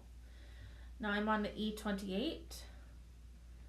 So I'm just pushing that color out, dragging it out. And the reason we're doing the leaf first is to help you determine what part of the frame is left for your rainbow. And now E40. Notice how I'm only doing one section of this leaf at a time because it's so large. I didn't want it to dry while I was coloring. And this is the best way to ensure that.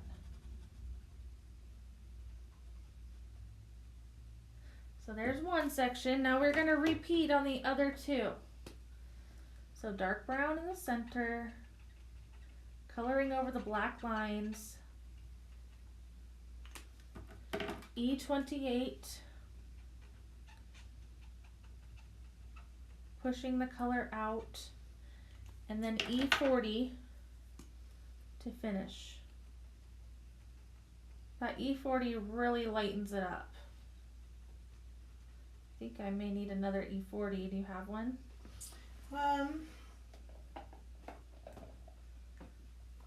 Yes, I do. Okay. So one more time. And you'll notice I'm coloring kind of fast. And I find that when you color fast, you don't think too much about it. And I really like the results of the blending when that ink is still nice and wet.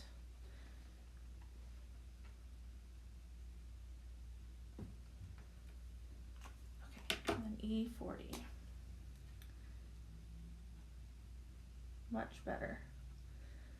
If you ever have trouble blending your colors, it just isn't looking right, you may need to refill your marker or try another marker, because if you don't have enough ink left in your marker, then it's not going to help you blend very well. Beautiful. Okay, so there's this one little part that's the leaf right there. So we could use our fine tip if we wanted. Or there you go. Okay, there's the leaf. Isn't that fun? Very fun. So now we have to do our rainbow. I want to read a couple of comments though. Do you want me to wait? Kathy's saying, I'm really enjoying my first Krazy Krafter box event. The projects are beautiful and festive, and they put me in the mood for fall. I made spiced apple muffins this morning too. Those sound delicious. I wish I could have that, Kathy. I didn't really get to eat anything. That sounds wonderful. Okay, I think we need to take a vote on what is your favorite fall food. I really like pumpkin loaf or pumpkin bread. It's delicious. But those spiced apple muffins sound good too. They do. All right, so let's see what colors we need for this rainbow effect. Well, we're going to start here with the turquoise, which is B09, and we're going to go into the B02. So you're going to want these two blues right here. Are you coloring? I was hoping you would. Okay. Okay, so we're going to start with this dark blue. Now, I got to tell you, the dark blue is really dark. So you have to be a little bit light with it if you want that lighter turquoise. So I'm just going to put a little, and I'm going to start in this corner. And then remember, you could always make something darker, but you can't take away the dark. So I'm going to B02, and I'm just going to add that up. Isn't that pretty? Look how well that blends. It's gorgeous. Okay, so I'm going to do the same. I'm going to add a little bit of blue here, but I don't want a lot of this B09, so just do a little bit. And if you're not sure what a little bit is, try the dot method where you just kind of dot some. Okay, and I think I'm going to add just a little bit over here. Okay, now we're going to that B02. And we're just going to push that toward the white. So far, so good, I hope. How's it going out there? Well, I do see that Jane's favorite fall food is caramel apples. Ooh, that sounds good. Very nice. I think everybody else is concentrating on their coloring right now. Now, we're going to Y10. What happens when you have blue and yellow? It makes green. It does make green.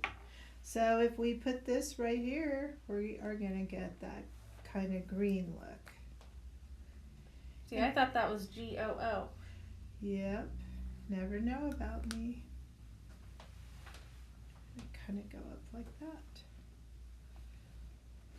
And if you want to, you could do what Jackie did before. Go back with that color that you're matching and go the opposite way to blend. Remember that trick on the tree. Ooh, pumpkin donuts from Anita. That sounds good. It does. All right, let's add a little bit of this yellow in here. And then we're going to go to our YR01, which is like a light yellow red, kind of an orangey.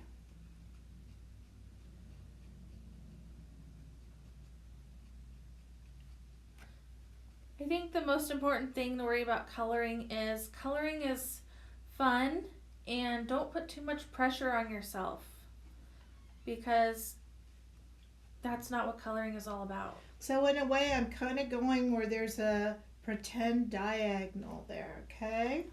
Now, if I wanted more green, like Jackie said, I could go to this YG00. I'm just going to go off script a little because I had more dark blue, but I'm just going to put it over that yellow. Do you like that better? It looks good. So you can change things up as you go. Now we're getting into that really darker, or let's go back to yellow. Let's add some more yellow. I'm on Y10.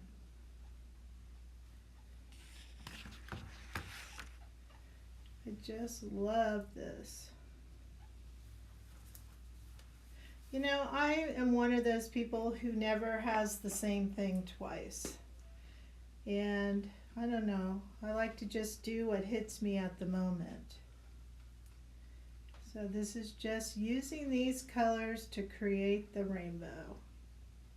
It's not really a true rainbow, do you think? Well, a true rainbow is, isn't it like RGB? R17. Red, orange, yellow, green, blue, indigo, violet. So we don't have indigo or violet. Okay, so I got those darker colors in, but I really need to blend in this line here. So I'm going to take my Y10 and I'm going to push it here.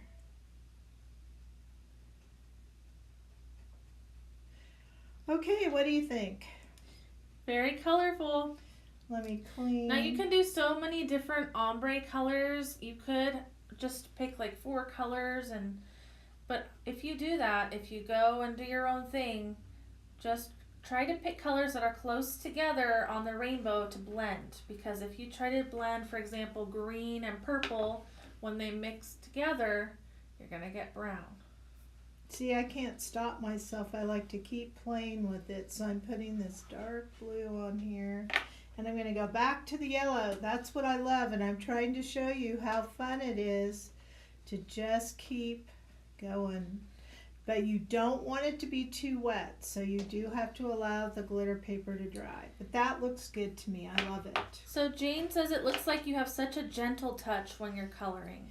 I do kind of. Yes, and I also use the side of the brush. I'm not going up and down like this. I am going to the side as a paintbrush. And I usually use medium pressure, except if I'm adding lots and lots of color, or if I go over a color a second time, then my pressure is a lot less. Okay, so we're going to cut this out. I'm just going to get it off of the sheet here. Again, it didn't matter that we went outside of the line. So there are my pieces. I'll cut one, you cut the other. All right. We're just cutting. Should be a fairly easy one for you to trim out. You don't have to follow all the jaggedy parts. I mean, not exactly, but you still want to keep that whimsical look to the frame. I think there's a part where there's a vine sticking out. Yes. All right, so one thing that we didn't show yet is if your edges have a little bit of the white cardstock, you could take a black marker and you can gently, and if you haven't done this before, you need to practice, but I like to hold it this way and gently go around the core of that paper. You don't want to slip and get it on your beautiful coloring. So again, just go around the core of the paper. You could also do this with an ink pad. Maybe you're better with a dauber in your hand or something of that nature. You just kind of want to get rid of that white part so it looks like the sticker. I just came up with an idea for a new tool. What's that? Something to hold our pieces while we do this technique, because my fingers are always in the way. Yeah. Okay, we're ready to go to the next step. What's that? We're going to adhere them down onto the card. Okay, so I'll let you do the leaf.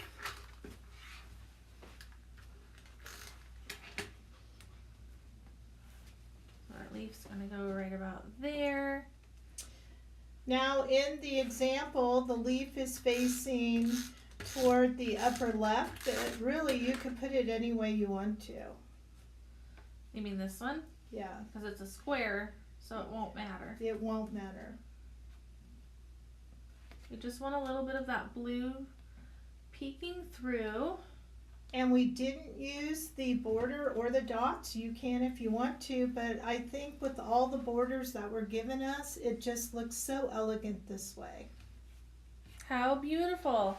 So we've made our 4th project together. Can you believe it?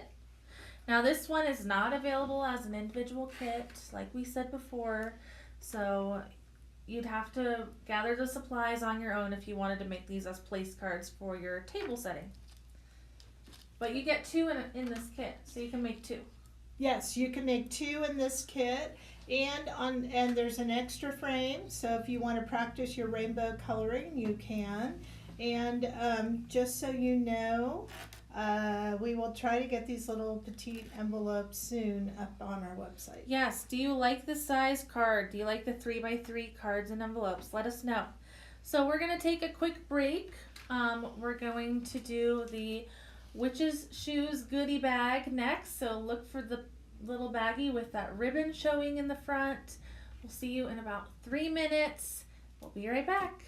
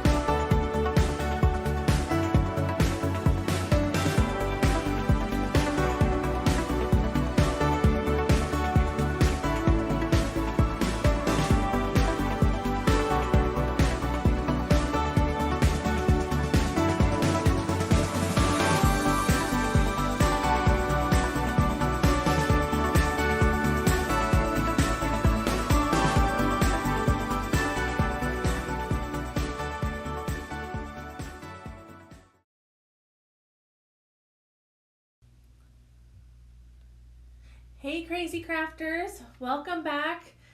Did that seem like a quick 3 minutes?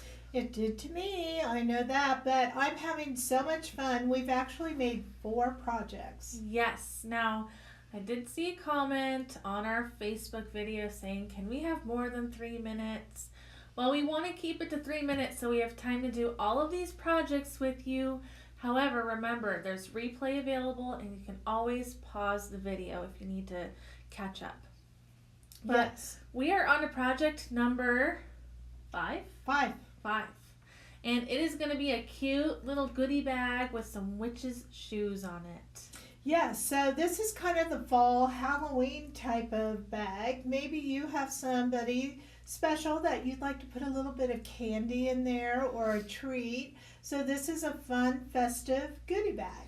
Yes, so let's take a peek at the sample and show you what you need so we can get started.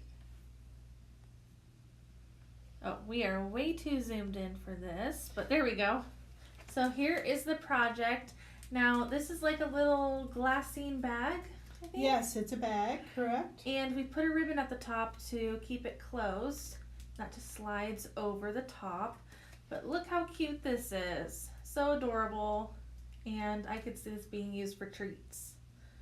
So if you open this up, let's just open it so we could see. You would just slip this off. This little bow goes right off.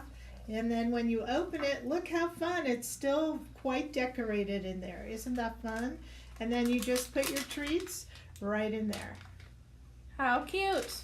Okay.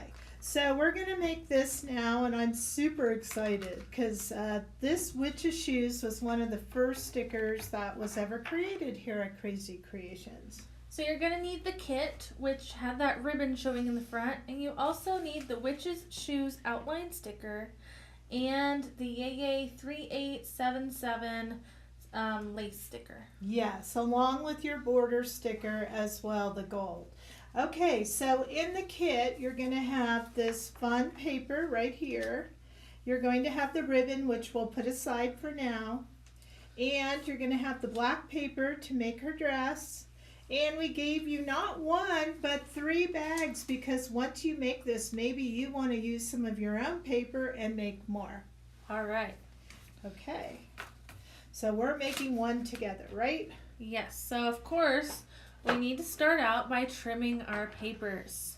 So shall we get these stickers put aside? We have our paper, and I have my paper trimmer. Let me move that up a little. There. Okay. Okay, so the first paper we need is our striped papers. And we need it to be 3 1/4 wide by 4 1/2 tall. Now, does it matter which way the diagonals go? No, but if we want to match, we'll go like this. How's Because it's that? a 6 by 6 sheet. So. Correct. Okay. So again, 3 1/4 wide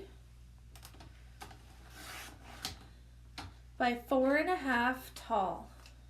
So there's 4 1/4 1/2. Okay, so it looks like that is going to be the piece that goes in there. Perfect. Okay, so now I'm looking for the dot paper. A trim. Well, we're going to do that in a minute, okay? We don't want to trim it first. Does it say to? Yeah. Okay. 3 1/2 by 1 1/2. All right, 3 1/2 by 1 1/2. Got it. Okay, that's all the trimming for now. We'll get to the black piece later. We can't do that now. Why did we do one now and not the other? Huh? Because it's angled. So, Okay, we'll just trim it 3 inches by 2 1/2. okay, let's just get that done. So we're going to go 3 inches. Ooh, do you think this is 3 inches? Let's see. How big is that? Yeah. What is it? That 2? looks like it's 4 1/4 by 5 1/2. Okay, so 2, I So- lost it again. 3 inches, By, 2 1/2. all right, I'll do my 3 inches. I always like to maximize my paper. Does anyone else do that? So I was kind of seeing what I had. Okay, and then it says, Okay. make angled sides. Do we want to just do that really quick? Or No, not? I Okay. don't. I just wanted to cut with the paper trimmer. Okay. Okay, I'm ready. All right, from the top, I'm going back to our instruction sheet. So we need our striped paper. We're going to adhere it under the flap right here on the back. Okay, and if you want the stripes to be the same, they kind of are going this way, right? Yes.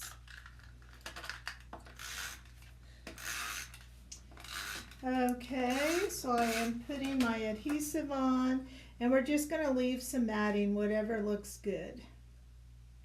So I'm just kind of putting it in there.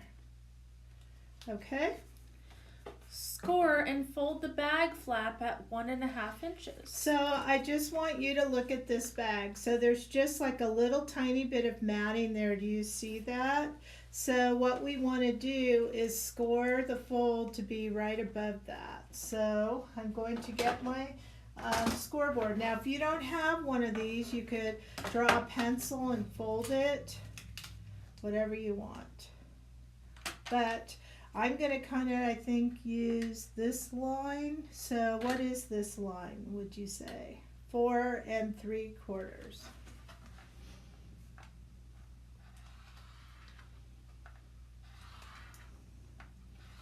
It just kind of helps me make a better fold. Okay, so I don't know if you could see that, but I kind of just scored. I have a little score line there. Again, if you don't have it, it's no big deal. You can go ahead and just fold it, right? Right. And I'm just going to do this. So we did kind of, it looks like fold the bags over when we put them in the kit. So that's not the correct fold that was in there. And we are going to be covering this with paper. Which will make it stronger. Okay. Okay, so now we'll need that dot paper. Dot paper, and you're probably going to want a pencil. So we're going to place it on the flap and trace the angled edges. Yeah, so basically what I did was I kind of put it, you have to kind of hold it so that this part is right there at the fold somewhat. It may not be perfect, that's okay. You can have a little bit of matting if you want. Then you're going to kind of turn it over. Maybe put it all the way down. There we go. And you're just going to use your pencil so you know what you want to cut. Does that make sense to everybody, I hope? And I'm just, there's nothing that has to be perfect, because guess what's going to go around this? Our golden border. Our golden border. So don't worry if you're not perfect. Okay. So I did it on this side so I could see, you know, the pencil mark wouldn't show. I'm just going to trim. You know, I don't know how they make the bags either. Maybe some of the bags are different, you know. Let's see how that just kind of fits. Pretty good for us. What do you think? Looks good. So let's go ahead and adhere it down. Okay, I'm going to trim just like a little tiny bit off the top. So I'm going to make mine just a little less. So I just took like a tiny bit off there, just because I wanted it to have a little bit more room. Okay? Right, so now I'm going to flip it over and adhere it.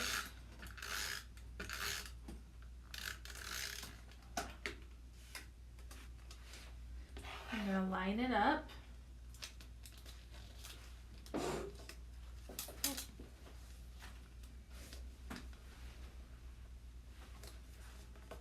And then we're going to use a border sticker on the edges. Yes, so now just notice you open the bag from the inside so the flap is going down like that, all right? Just want to make sure you're all on that page. So it looks like on the sample the scallops were used from this sheet right here. So let's go ahead and peel our scallops. And we're going to go around and around and around and around. And trim. I really think that scallop adds so much to this. What do you think? Yes, and it will hide any of the imperfections from our trimming. That's what I love about our border stickers. It hides things. Not only makes it look better, it hides. This is our crafty secret. Okay.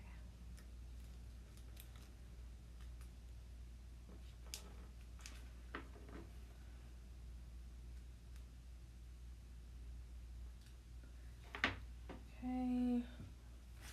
Wonder where they are.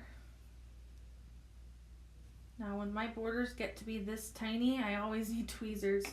So I have a hard time picking them up.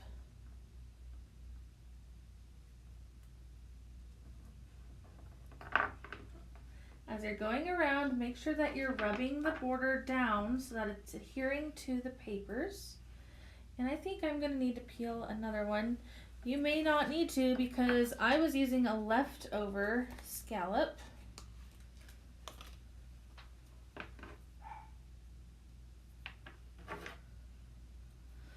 And we will finish this side, trim,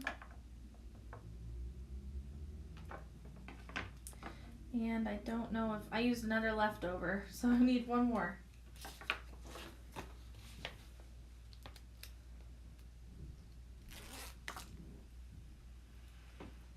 That's going to go across the top.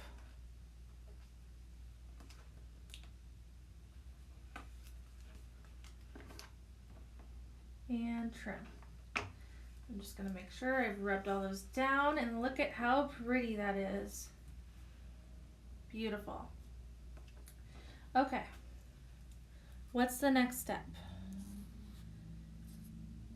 Trim black cardstock, we did that, and now we're at the skirt of the little witch here. Okay, so let's look a little closer at that. So when we open this up, we notice that there is going to be an angle of some sort. So when we take a look at our paper that we cut, we could see it's a little long, but part of that is because we're going to put a scallop here. But let's get that angle kind of going, and then we could trim. So it says to make angled sides by cutting the top at 3/8 inch from the top corner, or from the top to the corner of the bottom. So I think what that means is we're going to go 3/8 and trim from here to this corner. Correct. And again, does anything have to be perfect? Never. This is a crafting thing. So let's measure that 3/8. So 3/8, what's a half? That is 4/8. So you want a little bit less than that. So on here, where would that be, Jack? 3/8. Right here. So how are we going to measure that? Okay, let me see. Does the skirt go this way? Okay. Just here's our pencil. We're going to mark 3/8. That's half. So we have to mark it.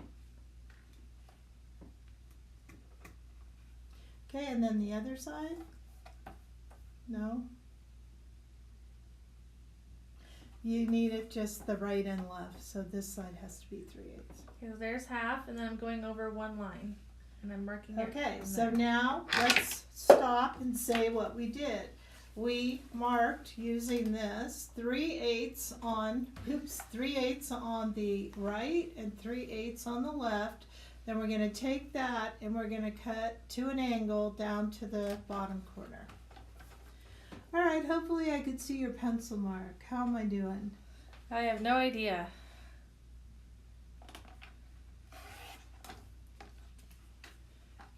There we go. It's not a big angle, is it? Not really, no. Okay, and then we want this one.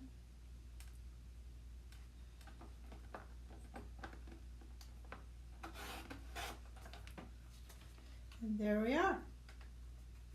So there's our skirt. Doesn't quite seem that right. I think you measured it the wrong way. You had it this way when it should have been this way. That's what you told me to do. Okay, take 2. That's why we have 2 papers. Okay, how big is that? This said trim the black cardstock 3 inches by 2.5. There's 3 inches, and this is 2.5. So, hey, for all of you people who wish we would go slower, now is your time. Okay. Now, what we have to make sure is that you have the right side. So it's like from here to there. So let's... Here. Top.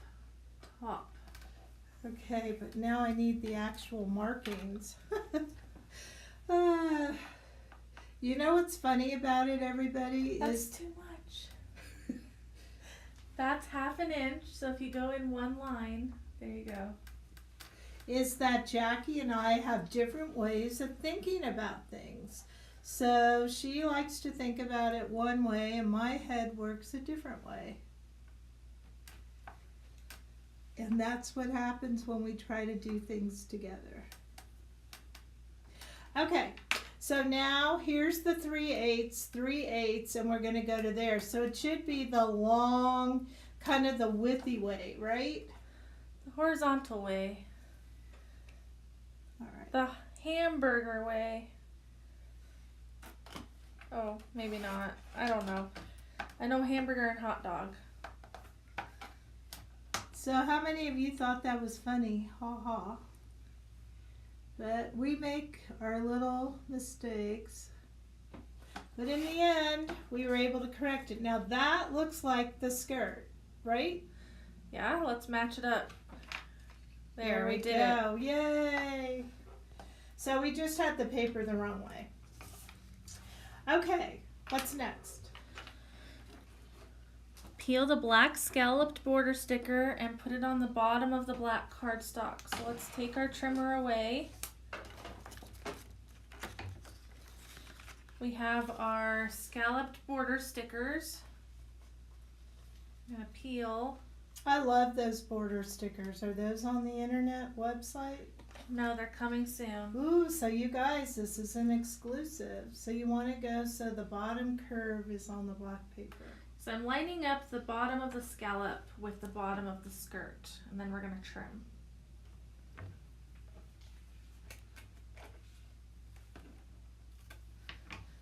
And you might as well put that on the top. Oh, right, we need a piece on the top.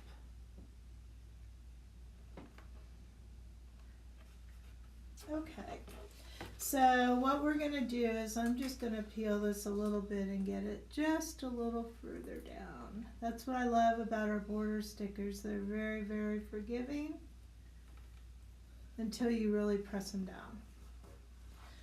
Okay, so now let's turn this over, trim the sides, following your edge.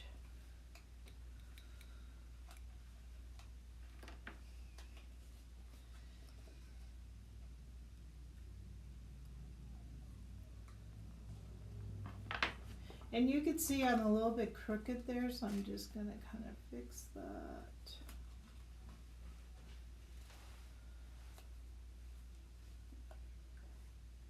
Either I cut it crooked or something went on. Let me see here. I told you guys, perfectionist here. Okay, there we go. Okay, and trim. Okay. Now there's these little tiny bits of paper in between, so I'm just going to kind of follow a bit of the scallop and cut those little triangles off to give it a little bit more of a lacy look.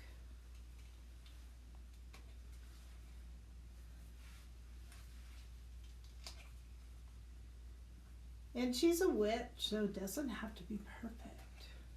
Okay, how does that look? Looks good. So we need to decorate the skirt with some stars, and you can find those stars on the Witch's Shoes outline sticker sheet. So the sample here uses the outline and the solid stars from the middle of the outline to decorate it. So let's pull a few of those off of the sheet, and you can put them on random.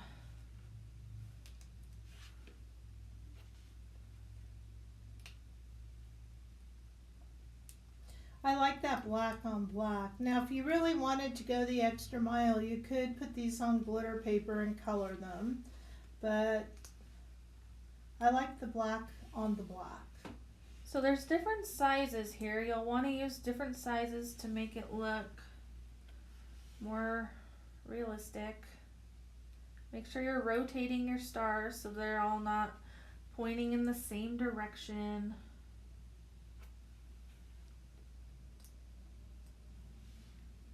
Let's see.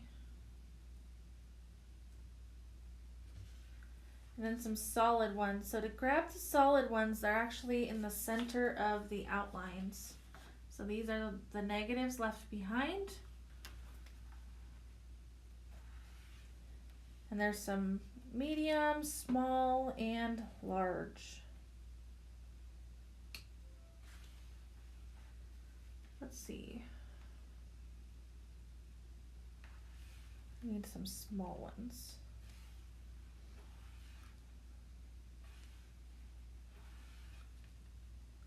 It's fun to just decorate them. Make a couple more. What do you think? I think you're almost there. It's looking good. Okay.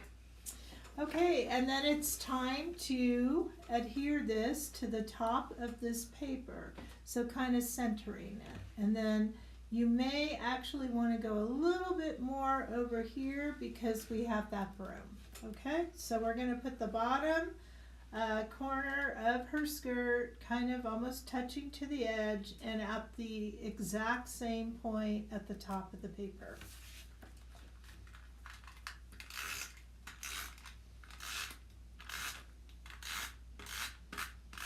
So forget the word centering that I just used.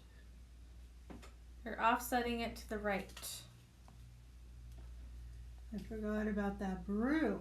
There, kind of like that. Okay? All right, now we are on to the coloring, right? And we will do the little closure last. Okay, so what that means is we need our glitter paper.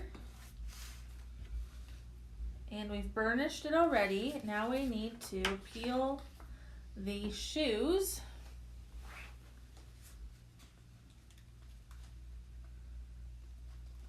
Now these can be tricky. You just got to be gentle. And I'll show you what happened to me here. This happens all the time. Oh my goodness, I'm having a crazy time. Okay, so with this particular sticker, it actually untangled itself. But sometimes parts of this center, it looks like a heart in the center, will stick together and then you kind of have a tangled up sticker. If that happens to you, just gently pull it apart, and mine already came undone. So. And there is another trick. So before you peel, let's look at both ways. Go ahead, you can stick it down. You said before you peel. Yeah, and before our audience peels. Okay, and I like to just stick one part down and it will relax into place. Okay, so here's an alternative if it's really tricky for you. So what you can do, because it's a sticker, is you could take your scissors and you can make two pieces. So you can go ahead and trim in the center of the heel, the center of the shoes, and up the line of the heart.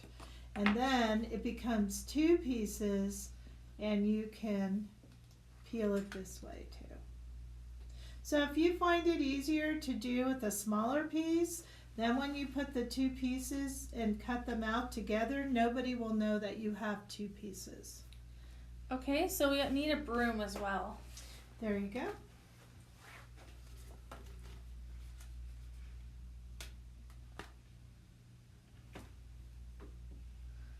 Okay, so try to see where the best place would be for this broom.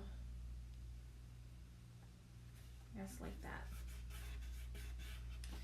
And is there anything else? I don't think so. No, that's it. Time to brayer. Now you'll notice her socks have those negatives inside of them again. So we'll peel those out.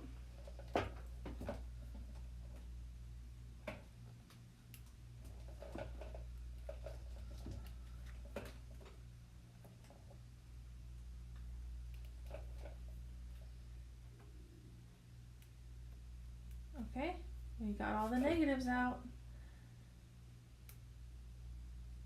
And now it will be time to color. I found one more. There we go. All right, time to color. Here you go. I think the socks are the easiest because there's no blending. So the socks are alternating stripes of orange and purple. So I'm going to take my orange. I'm actually going to use my fine tip for this part. So the fine tip looks like this. And just alternate. So every other line will be orange. How easy.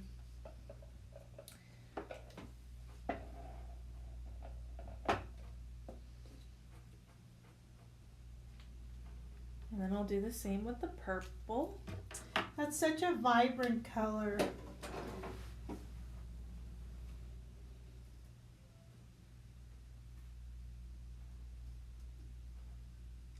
All right, how easy was that? Next, we are going to color the shoes. So the shoes are actually black. Here's our little shoes. But to make them look like they have some highlighted areas and shadowed areas, we need to be using black and gray. So it's going to create the illusion of the black shoe. So black is our darkest color, gray is our light color. We're going to start with that black and put it where we'd like that shadowed area. So starting with one shoe,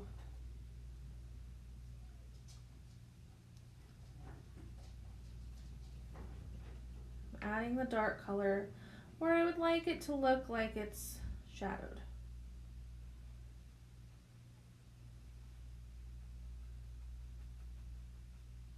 Just like that.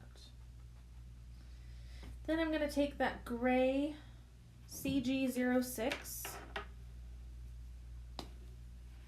and where that black color ended, I'm going to drag or pull the color down and then up from the bottom.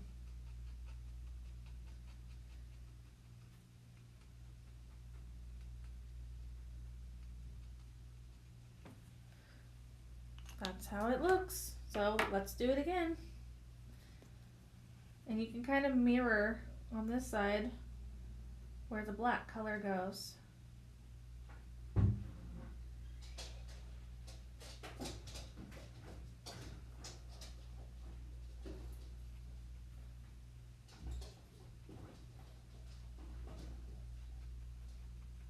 So I'm just doing the tip of the shoe.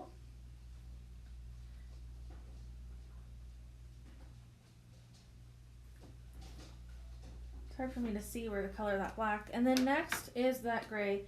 And I learned from the last shoe that might as well just color the in-between areas of this with gray first and then pull the black color. It made it a little bit easier for me. Okay, black shoes. Now we need to add some accents, so let's add our orange accents to the shoes. Just coloring the little buttons and the heels.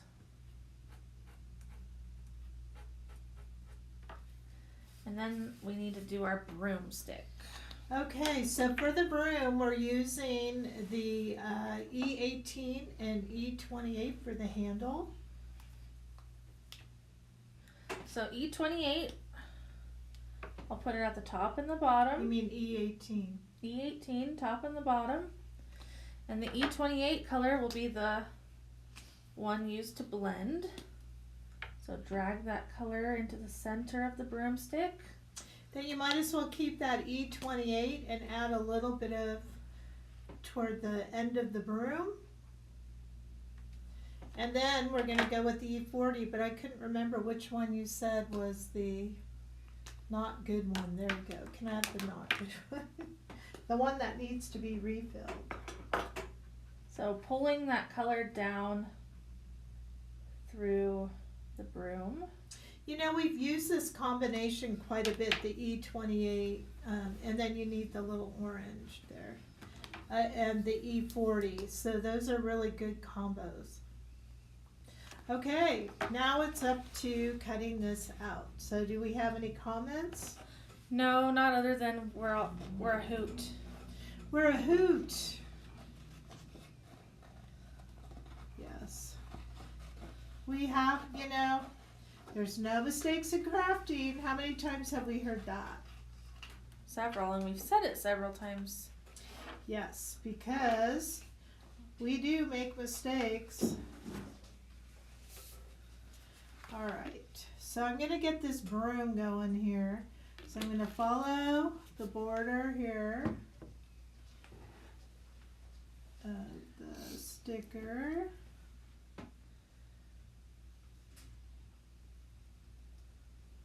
So next week we are going to be in Mesa, Arizona at that expo. Is anybody going to join us and peek in and say hello to us at our booth? Because that would be great. We're going to have some make and takes in our booth. And after that, what is it the rest of the year's schedule with the Stamp and Scrapbook Expo?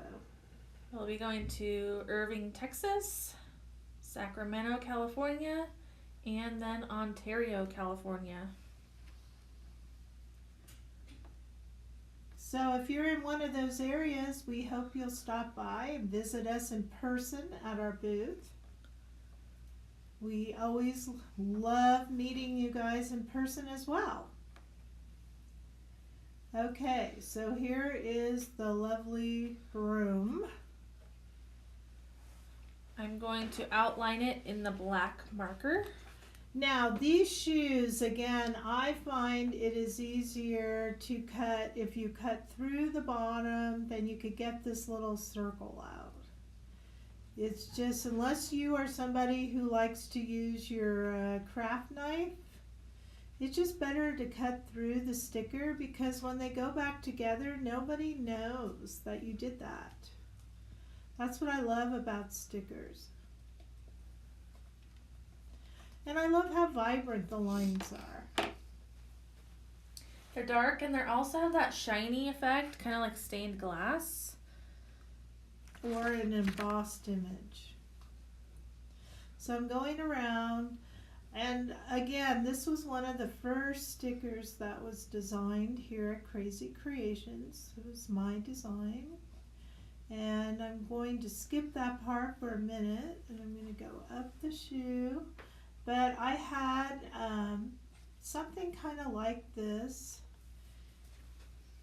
design that I really loved, but it was like more of a wood plaque. So I kind of said that would make a great sticker. So I drew it, and I put my own twist on it.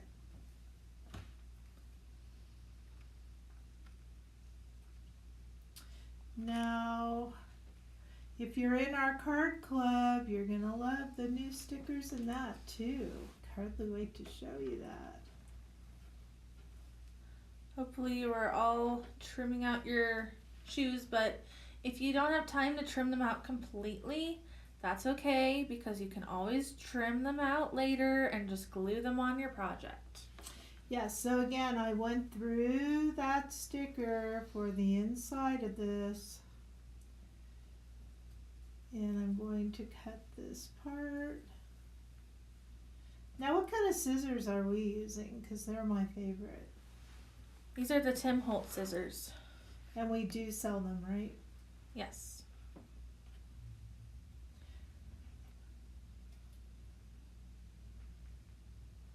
Oh, one.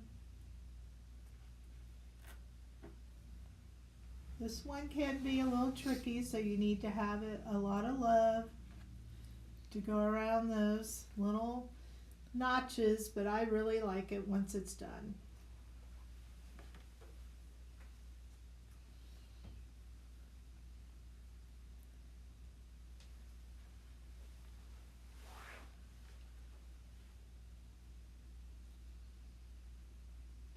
Okay, we're almost there.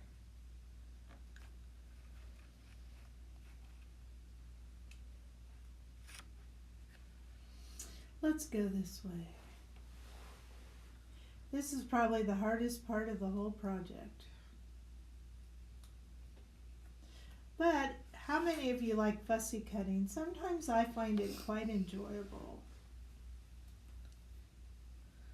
I'm a speed cutter.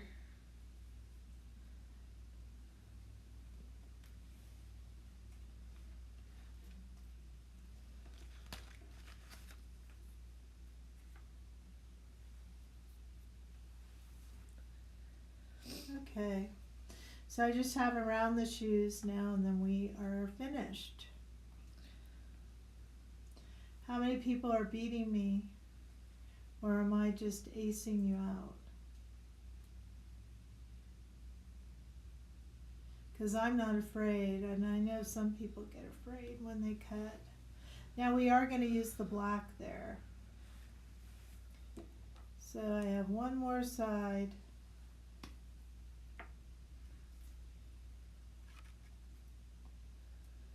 All right, we have Sharon likes to fussy cut. It's actually kind of a controversial topic in crafting, cutting things out. A lot of people love it, and a lot of people don't.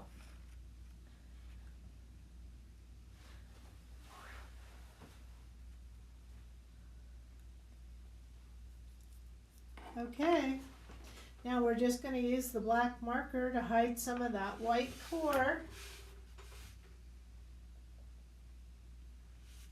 So very gently going around the edges here. The nice thing about this image is we colored the shoes black, so if we accidentally go into the shoes, it probably won't show.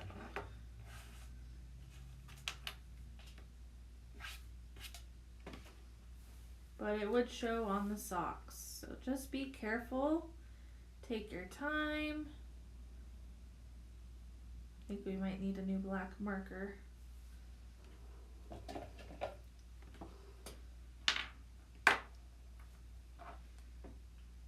Much better. Okay, I was off camera, but I'm just going over that white edge. And there we go. Okay, so back to our project. If you're not done yet, that's okay. It's just a matter of we're going to put this down and our broom down. So that's all we're doing. You can catch up with that. Do you have the tweezers? So we'll want to lift up her skirt in a minute. That doesn't sound very good, but that's what we're going to do.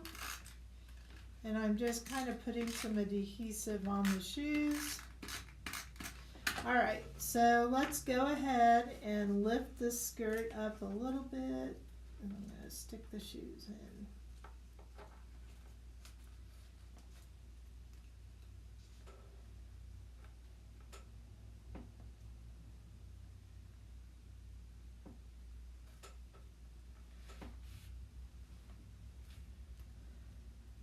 And then last but not least, we are going to adhere the broom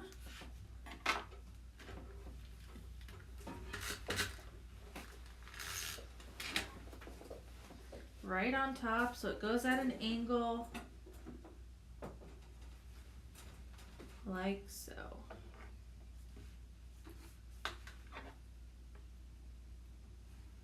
That is so darling. And then last but not least, we will do the little ribbon at the top to close this. Yes, so we have this really pretty ribbon here, and all you have to do is kind of make a very loose knot. So we're just going to kind of put it like that, tie a knot.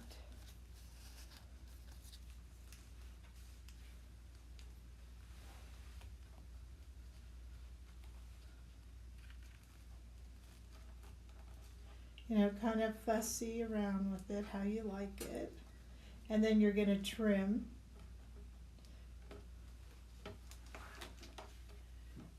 The excess. So, do you have the big scissors? Yes. And just kind of trim.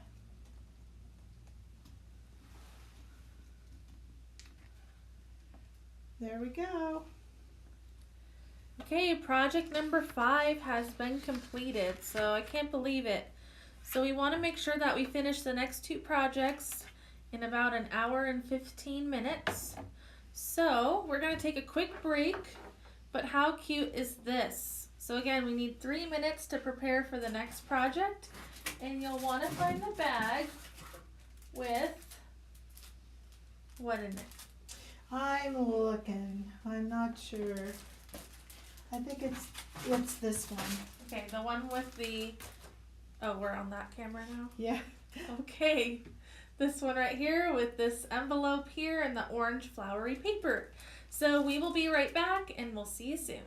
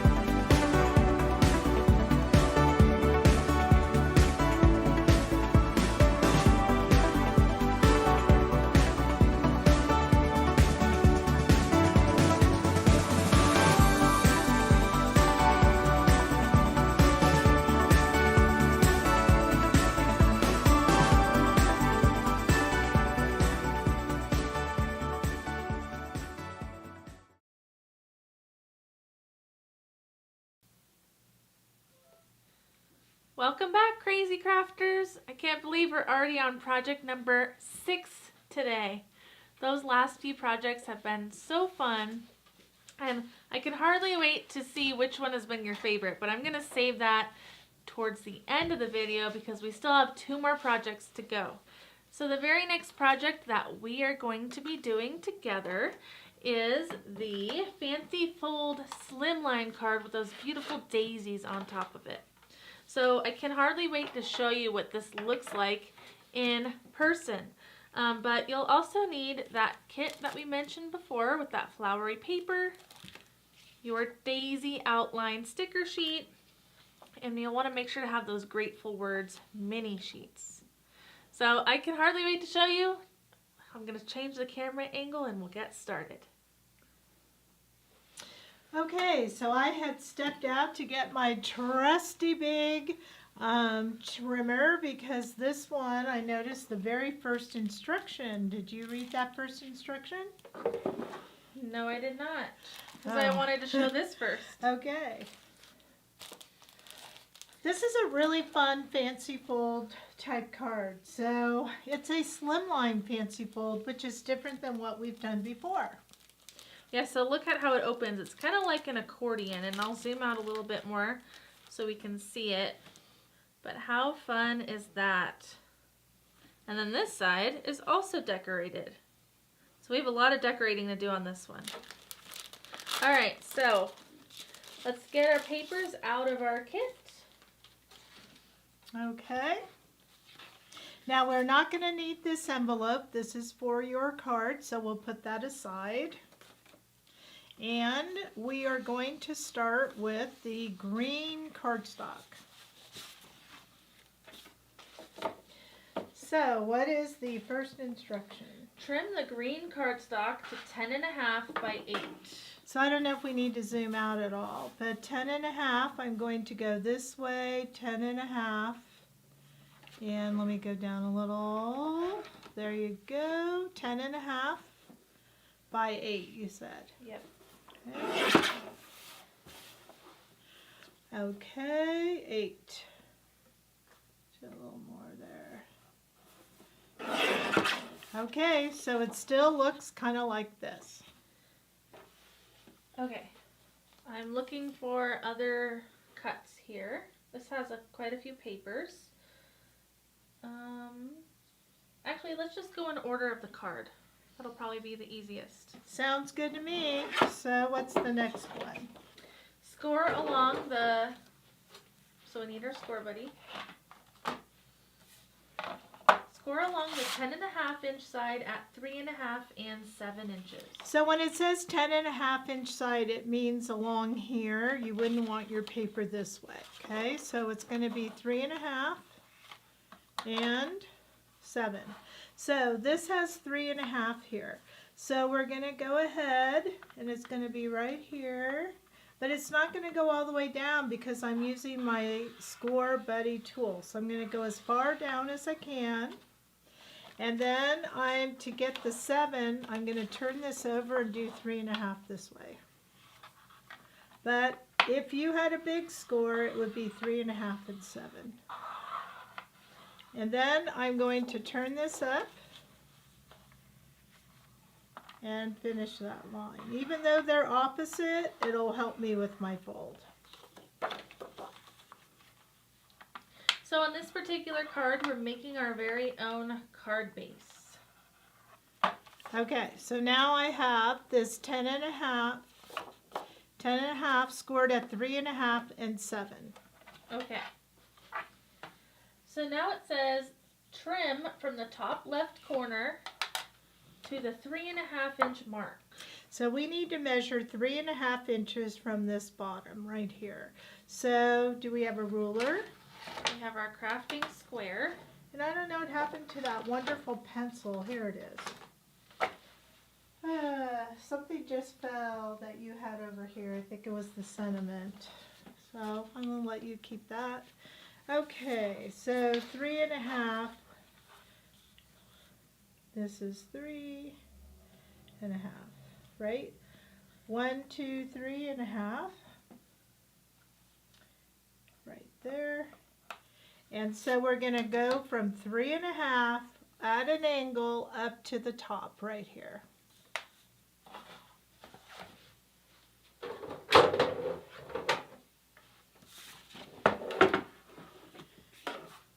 Alright, so you're just going to angle your paper into the trimmer from that top left corner to the 3.5-inch pencil mark.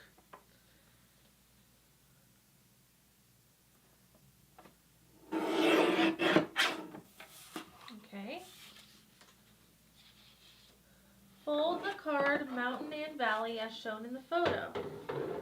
Okay, so it looks like this is going to be, if you notice that this one is going over. So we're going to fold it over. And I kind of try to align the bottom of these so that it's really nice and straight. Now if you don't have a score tool, again, you could have measured these lines with a ruler and then fold along your ruler line.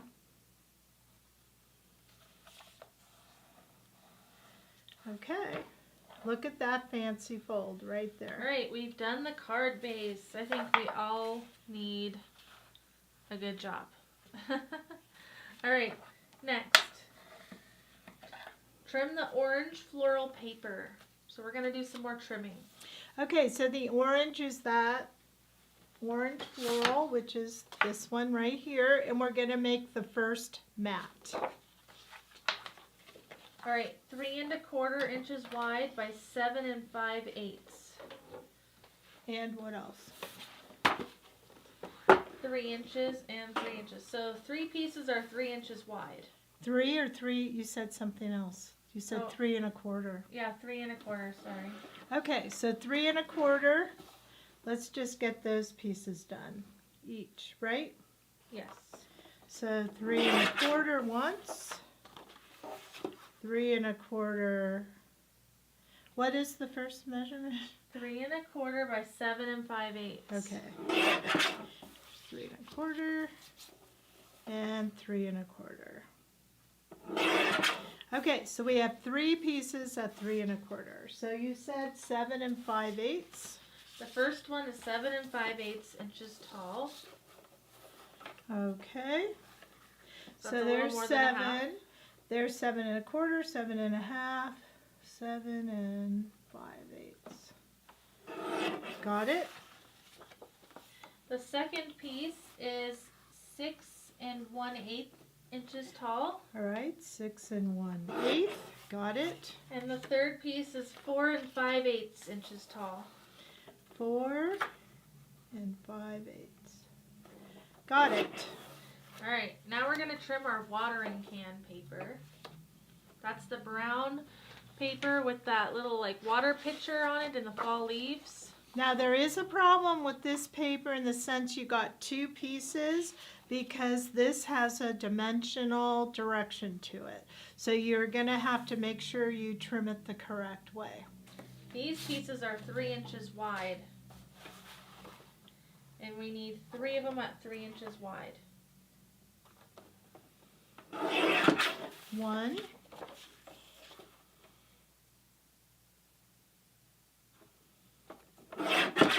2, and then we have to go to our new paper. 3. Okay. Alright, so the first watering can height is 7 3/8. Okay, so 7 3/8. The second piece is 5 7/8 inches tall.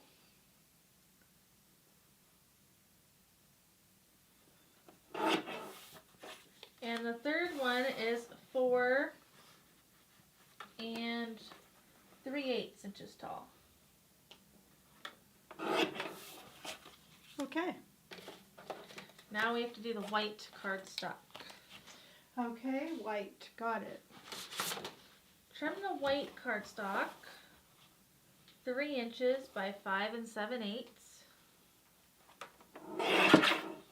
3, 5 7/8. 5 7/8. And then another piece is 3 inches.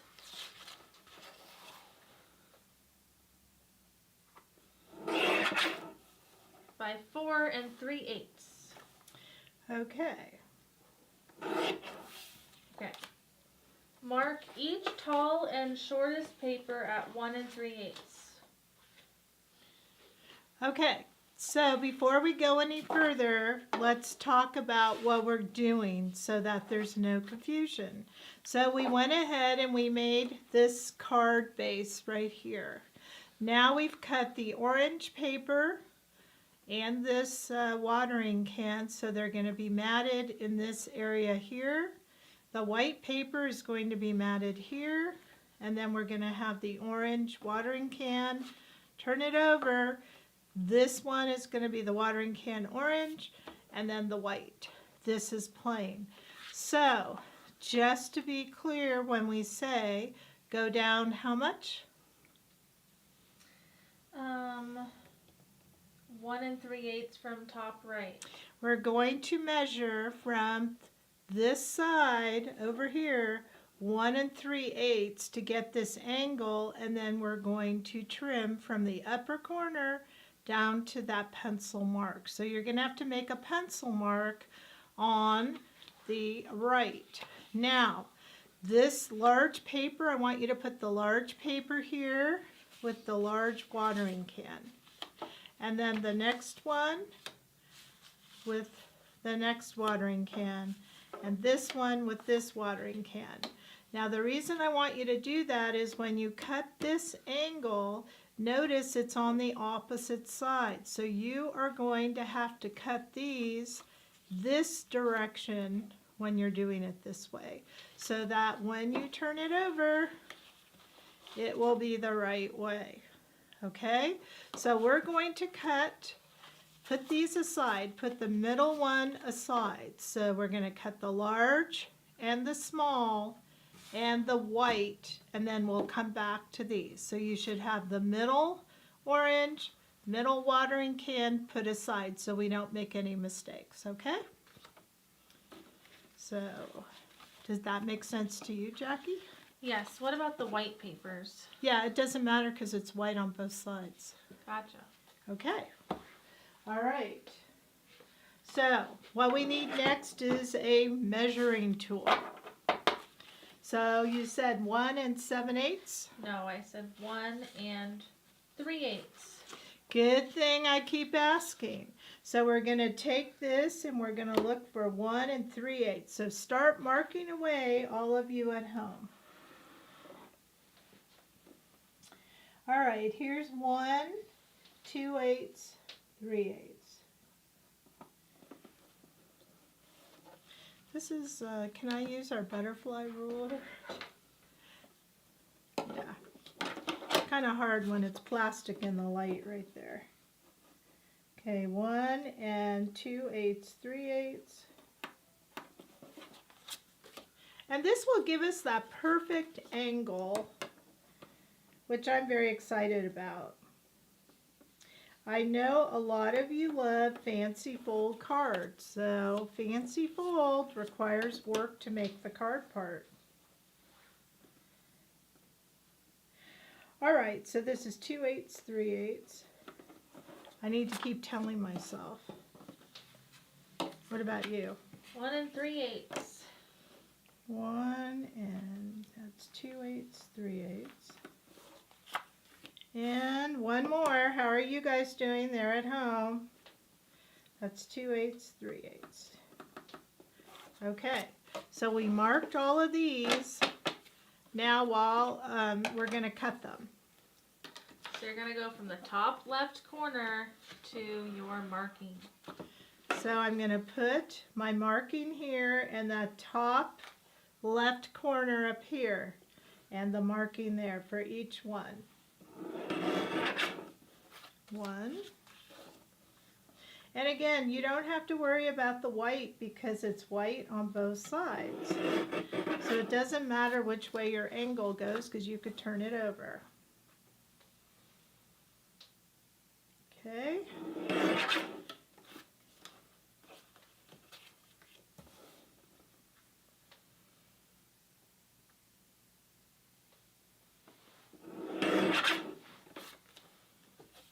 And I like the matting on this. I wouldn't want to give up the matting. I think it makes the card look really pretty.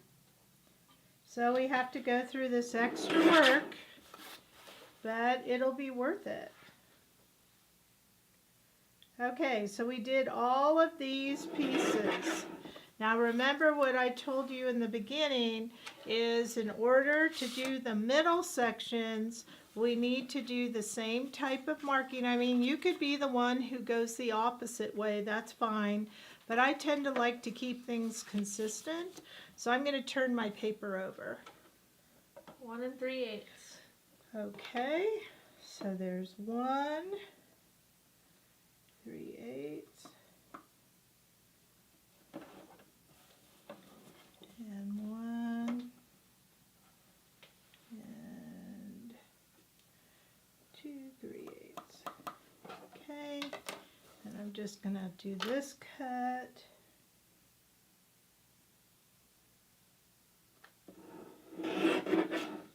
And then when I turn it over, look at that.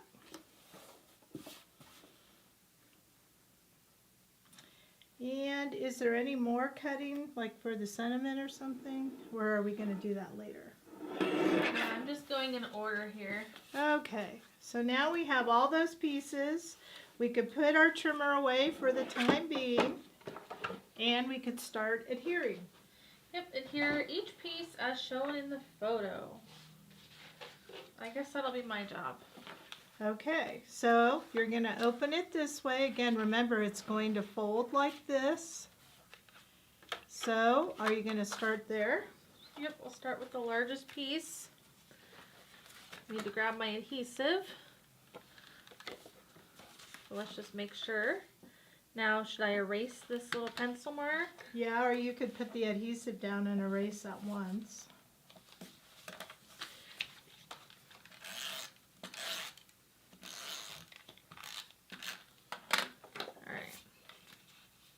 I'm just going to mat it in the center here. This piece will go right there.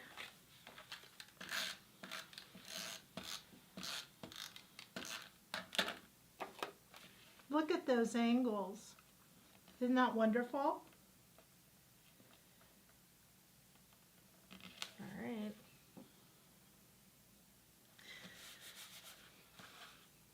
Looks like you have it hanging on the bottom, but okay. What do you mean? Keep going. I don't know what you mean. And if your angle is off a little bit, you can go ahead and fix that with the border.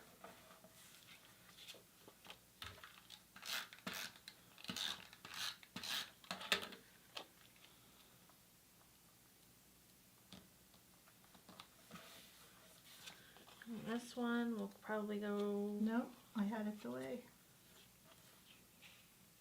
Oh yeah. Doesn't Goes it go like right that. there? Okay. So flip it over. It just has more of a mat. It does. It's like the water can piece. Gotcha. Okay, let's flip this over.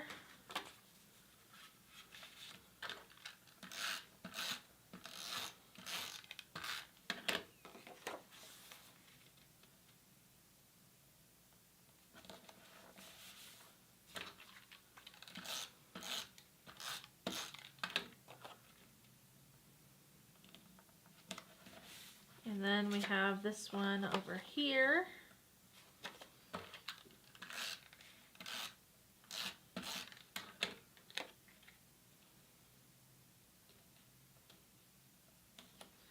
Okay, and nothing goes on here. Correct. Now, So let's fold it and see how it goes. I just want to erase my pencil lines. Okay. Just like that. Yay. All right, so let's go ahead and put the border on this one, and then homework will be for everyone to do that one separately. So which one? We're using the lines. Gold, so we need our gold holographics. And we're going to use the lines. Which one are we doing? The small one? Which panel are we doing? The large one and the small one. Mm-hmm. So when we peel the lines, these are actually going to go around the watering can paper. So at this time, if you have any imperfection with any of your cuts, it will hide it. And we do on our top panel. Maybe you could hide it now.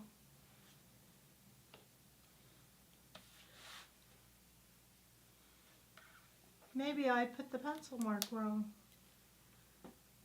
Well, I'm gonna do my best. It just kind of, it's an optical illusion.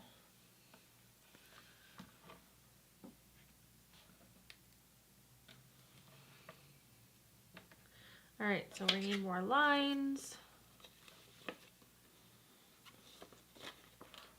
Look how many of these stickers we're using, and look how many are left. I know, I think it's amazing. I think you have to be more in the camera.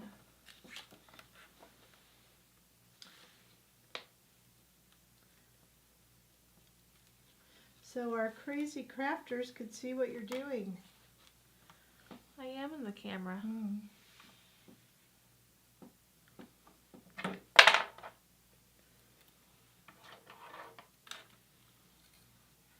Alright, make sure you rub those down as you go along because it would be a shame if they were to peel back up.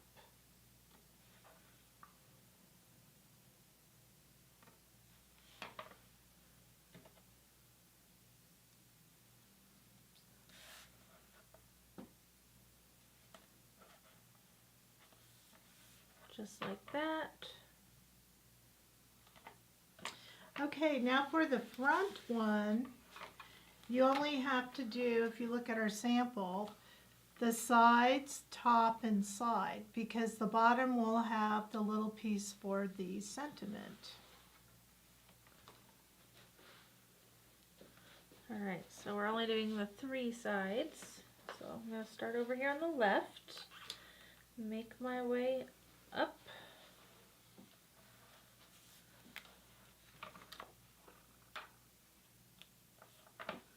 I'll go on the right, make my way up.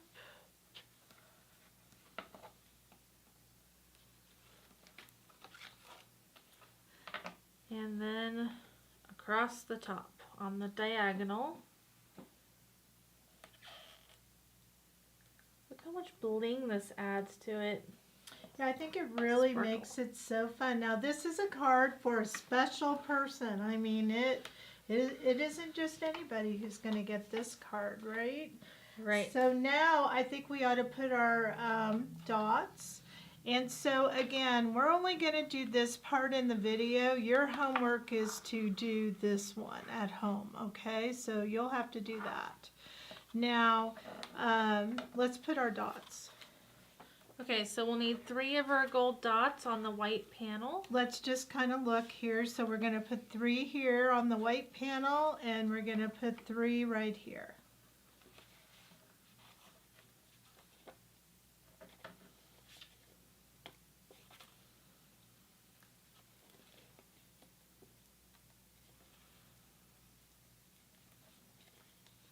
Make sure to press those down.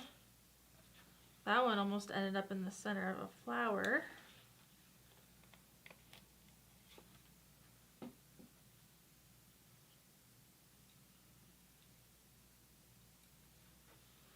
Okay, that one got stuck on my finger. Oh, that's supposed to be there. Okay. And then just because you don't have the back, there were 3 put right here. So let's just do that really fast. So 3 right there.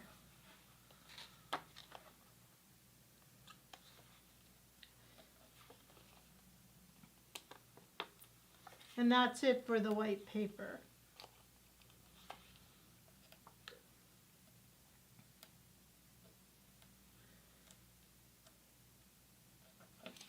Okay. Okay, so let's look at where we are. Look how pretty that is. Now, shall we go ahead and do our sentiment? Okay, so let's see what we need for that. Well, we have some white paper, and we're going to actually use our scrap that we cut off from the green paper. So for the white cardstock, we need it 3 by 1/2 inch. All right, so I'm just gonna move that there for a minute. 3. Well, I'm gonna do the 1/2 inch first. 1/2 inch. And you said 3. Yep, 3. And the green piece will be 3 by 3/4 of an inch. Okay, so I'm going to use this little part that we cut off when we did our card base. So I'm going to do 3/4. And then the 3. You said 3? Yes. Okay, there we go. Okay, let's adhere these together. So there's going to be matting on the top and the bottom and none on the sides.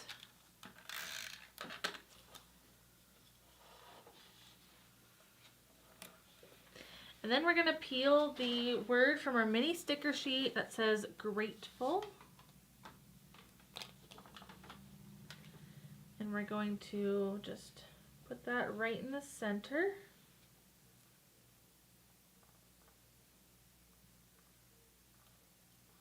And you'll notice that those little tails are gonna overhang. Trying to put this side down a little bit more. And we're gonna trim those tails, so don't worry about that.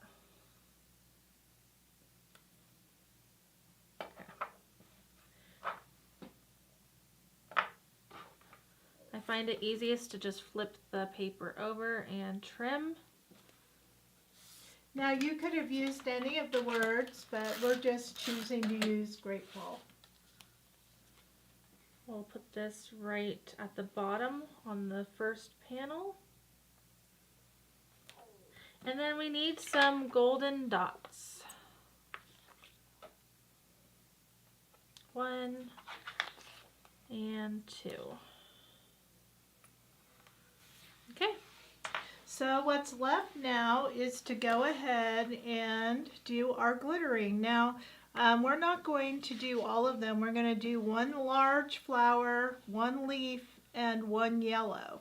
But to do the whole project, you're going to need 1, 2, 3, 4 large daisies, 1, because these are cut in half. I don't know if you could see that. Half, that's 1 small, 2 small, 3 small, okay? And then you'll use all your leaves. So this is kind of an idea, but let's just go ahead and do 1 of each of these. All right, so I'm going to peel a large daisy.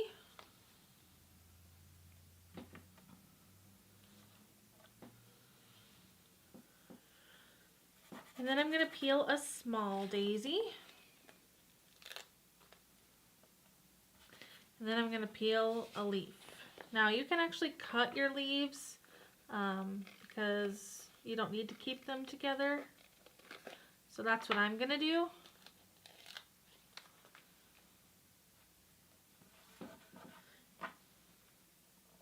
Take out that little piece.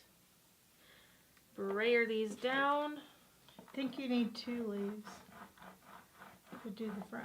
I thought we were coloring 1 of each. Oh, I see.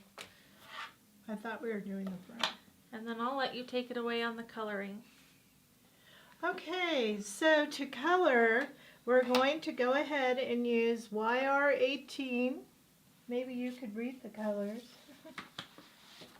YR01. Y07. Y07. And we're going to throw in for the small Y02 and Y10. And our leaves are going to be YG00 and YG29, which there they are. There's 29 and here is 00. Okay. Okay, I'm so excited. All right, so the very first thing we're going to do is the large daisy. Now, did you brayer these? I did. Okay, I missed that part. So we're going to go ahead and start with our dark YR18. And as you can see over here, the darkest part is toward the center and up one part of the line. So I'm kind of just going along like this. And I'm not going to do all of it because I want it to be wet. Then I'm going to take a little bit of this YR01, kind of blend it. It's very similar to what we've been doing the whole time. And then it's the Y07 that is going to really bring it home with that really fun kind of brightness to this orange daisy. Isn't that pretty? I love it. And you could do it any way you want. Now I do want to say, we didn't mention this before, but the colors do change a little bit when they dry. I don't know if you've noticed that on any of your projects, but they do, and that is normal. Because when it's wet, something always looks a little different. So I'm on my YR01. Kind of blending that, and then I'm going to go back, and I am going from the tip into that YR01 because I really want the tip to be light, so I don't want to drag any of that dark color up. I'm blending it this way. Okay, there's that orange daisy. How fun. Now, as Jackie had mentioned before, if at any time you wish you had more dark, you could go in and add more dark. So this is a very orange daisy. Daisies come in all different colors, and the smaller daisy will be done with more of those yellow tones. Yes. Okay, so now let's go to those, and we said that the small daisy was going to be Y07, Y10, and Y02. Now make sure your Y07 is clean because we just got all that orange on, so I have a scrap paper and I'm tapping that off. And the Y07 is the darker, so I'm going to put that down first. Now with yellow, you could kind of color the whole thing. Yellow is one of the most forgiving blending colors ever. So I have my Y10 here. I'm just kind of adding. It's really, they're all pretty close together, but this Y02 is really bright. What a compliment from Wendy. That is the perfect outline sticker, and you outdid yourselves on this card. Well, thank you. We try to always do a fancy fold card now in these Krafter boxes. Look how pretty that is. Isn't that gorgeous? Nice now, and bright. if you want to add a little bit of that orange, I would go back to the YR01 because it's not as dark. And just add a little bit of that one. If you want a tinge of orange in there, you don't have to. But I'm going to do that in the spirit of this. So look how pretty that is. Now we didn't do the middle of this. And basically you could do black or use your E18.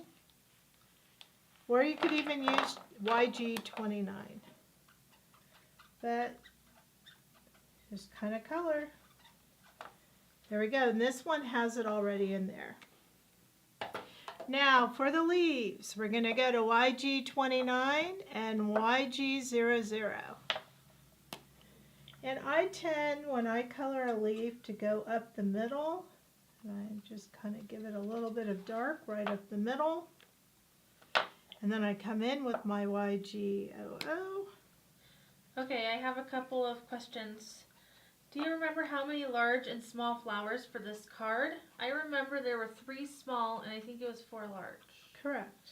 And then Sharon says she loves this card and it's such a different slim line. It is a different slim line. And there's our coloring.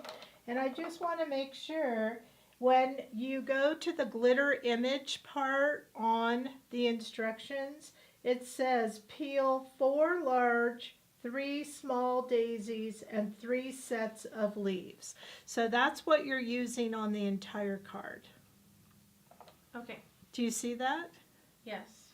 Okay, you were questioning that. No, I was just reading a comment. Love the card, however, can you please not show the cutting? I think it says dimension. So we could pre-cut next time, but I think that we should do it together. I don't understand what that means.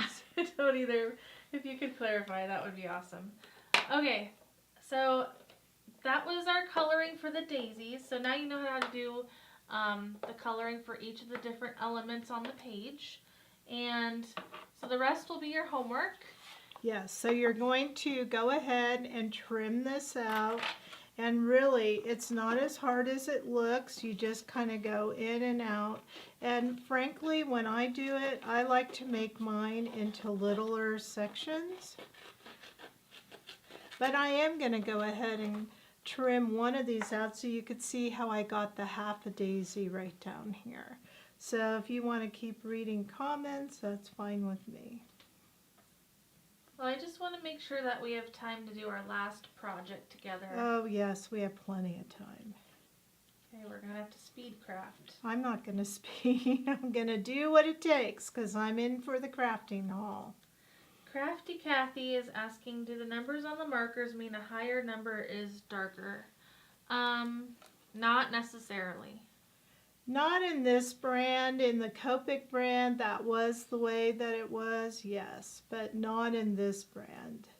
This is really a matter of you having a color chart and looking at it, or testing it before you use it. Yes, you definitely want to test or have that color chart because they're kind of random. But once you start using the markers, then you kind of memorize which ones are dark and which ones are light. Okay, so right here, this is where we have a half a flower. So really, literally, all you have to do is pick half, cut it, and then you're going to adhere it. All right, awesome. Okay, that's all there is to it. Okay, so for this card, you do have a little bit of homework to do. We are going to take another short 3-minute break, and then we'll be back for our very last project together. Can't believe how the time has flown by, but this next project, this next card is really cute. So we'll see you again in 3 minutes.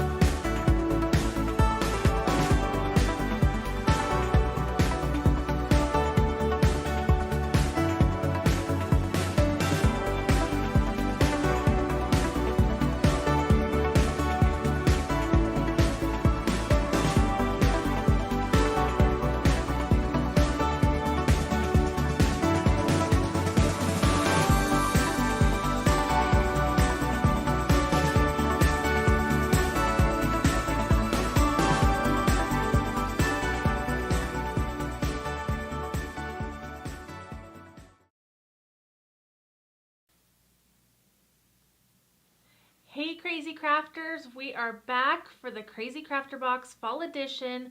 This is our 7th project of the day, and we've been having so much fun with you. I can hardly wait to do this next project. Yes, so we're going to get right into it. Let's look at what we're making. It's our slimline easel card. Okay, here it is. I love it. So it is a slim line again, but when you open the slim line, it becomes an easel. So how fun would this be to have on somebody's desk just during the season? And I love the sentiment, wishing you a harvest of blessings, good health, and good times. And this is something that we came up with. It's not a sticker sheet, in case you're wondering, but look at this cute little scene right here. So what you'll need to make this kit, or this project, is the kit that goes with it, the vintage truck outline sticker, and the tree outline sticker. Okay, so we're going to start with our slimline card here, and we're going to go ahead and fold it at the pre-scored edge. I like that it's already pre-scored, don't you? I do. Now, Okay. what size is a slimline card? It's 8.5 by 3.5. Okay, next, so we want that opening at the bottom. Fold the top flap of the card in half again, so 8.5 by 1 3/4. So what we mean by that is if you look at this top half or the upper half right here, this is folded again so it's in. So it goes from here to there, okay? Or you could use your score, but this time I'll just do it like everybody else. We're going to take, this is the top, but I'm going kind of from the bottom, and we're going to fold to that seam.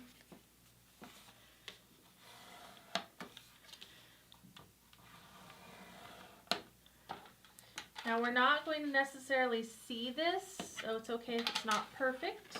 Okay, so this top part now has a fold. Okay, so it will fold flat. It will also go up. Okay, perfect. So now we need to trim some papers. Okay, So we should have some brown paper. what's our first trim? Brown paper, Yes, what's that? 8.5 by 1 5/8. Okay, so 8.5, I'm going to use this big one again. 1 5/8. Yes. Okay, so we already know that this is 8.5 by 11. So I'm going to put it in here, and I'm going to go to 1 5/8.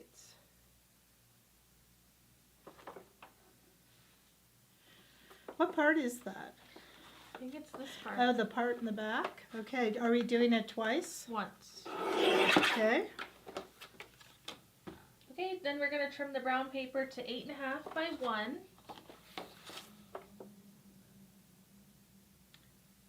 Okay. We're going to trim our sentiment. I don't have a measurement for that. Okay, what's our sentiment? 7 3/4 by 3/4. Okay, so you're going to want to make sure that you kind of see where 7 3/4 is. So I'm going to kind of see where I'd want to cut it.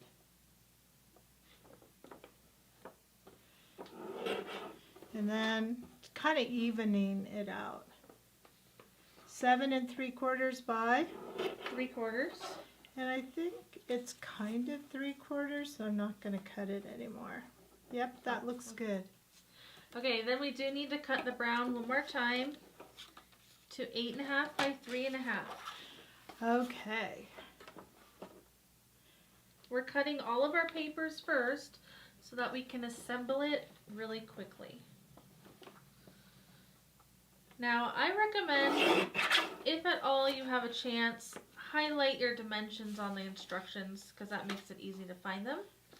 Okay, next we need to trim the leaf paper, 8 1/4 by 3 1/4. All right, so 8 1/4 by 3 1/4. Got it.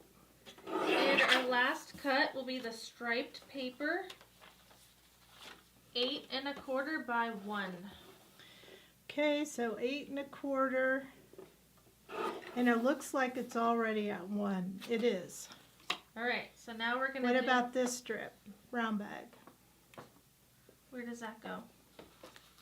Oh. 8.5 by, it looks like it's already cut for us. Okay. 8.5 by 1. I don't see a cut. All right, so we are all done with the cutting part? Yes, so now we're going to assemble. All right, so remember that first brown strip that we cut, the 1 5/8? One of these is 1 inch and one is 1 5/8. So this one is actually going to go on the back of the card here. So let's do that one. So if we look at our card, it's going to go right here.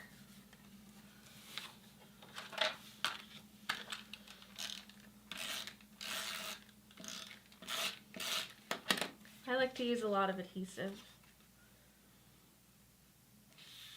And you don't want it exactly on that fold. You were doing it. I just want to caution you, you don't want it on the fold because you want it to fold, right? Uh-oh, we're frozen. Let's see if it corrects itself. There we go. Okay. All right. Let's go ahead and do the inside because that'll make it look more, you'll get it better. You know what I mean? So we're going to adhere the sentiment to the right of this brown strip. Now this is the 1 inch strip of the brown. And it's kind of hard for us to get all of this on camera because of the sizing of the card. So we're doing the best we can. Okay. Now we're going to use, this is going to go like this on the inside of the card here, but we're going to use a dimensional because we want it to pop up for the easel part. So, shall we use our, our rectangles this time? Why not? So I just wanted to make that clear that we're using dimensionals.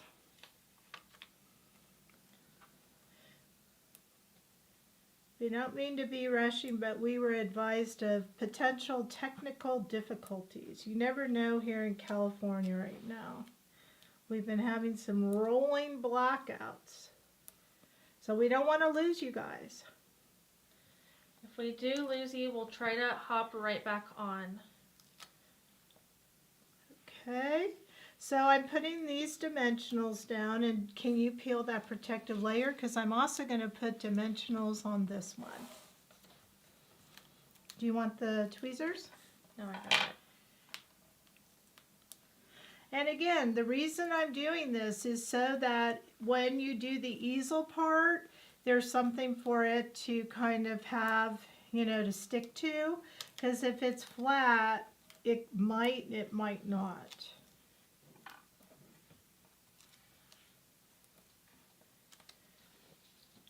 Okay, there you go. Here's some more. So once you got that peeled, we're going to go ahead and put this on the bottom. Match.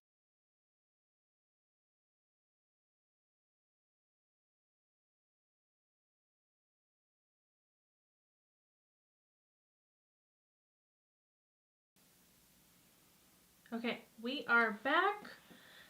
We had a little interruption, but we are back and we're still working on that 7th project for the Krazy Krafter box. So we left off where we put pop dot dimensionals on the back of this, and we put that on the inside of the card and the dimensionals on the brown bag, and that right up next to the brown. Dimensionals, key. So when you close this, it's going to have somewhere to go, okay? So now we're going to go ahead and take our beautiful scallop border and we're going to put it around the word. I love this sentiment. Very, very festive, very soul-searching. So it says, wishing you a harvest of blessings, good health, and good times.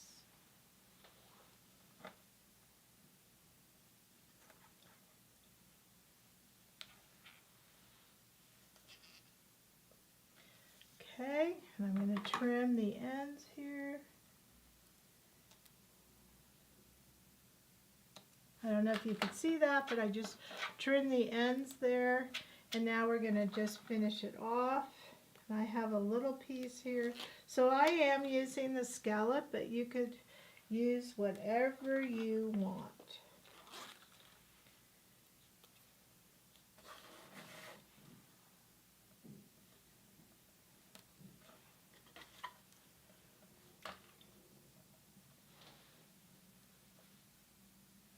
All right, and then I think we're going to need 3 dots. Where'd our mini dots go?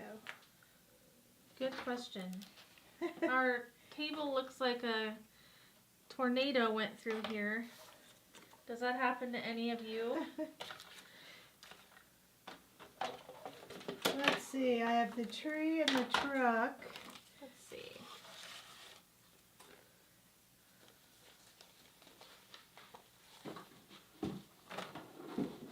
Well, we're going to put the mini dots. Oh, here's our mini dots. They were put in here.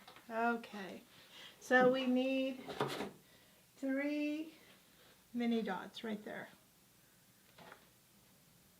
And that finishes the inside of the card, and you still have white area to make a sentiment of your own. A handwritten one.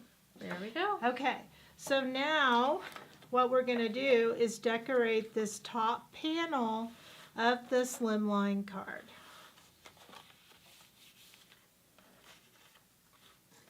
So we're going to start with our leaf, right? And we're going to put this on the brown. Correct. You could use either side, but I really like that orangey leaf.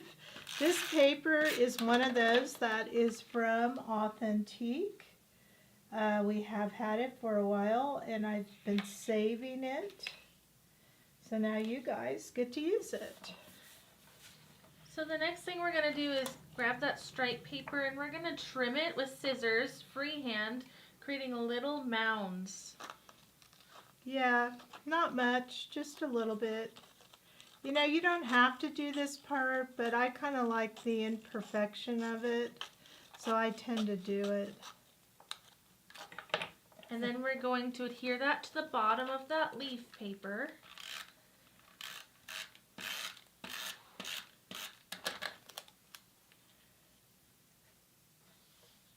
And then are we going to use our border? We are. We're going to look for the diamond shape, and we're going to put the border along the mounds. All right, diamond shape, here you are. Okay, while you're doing that, Valerie's asking where to get our conversion chart for the markers.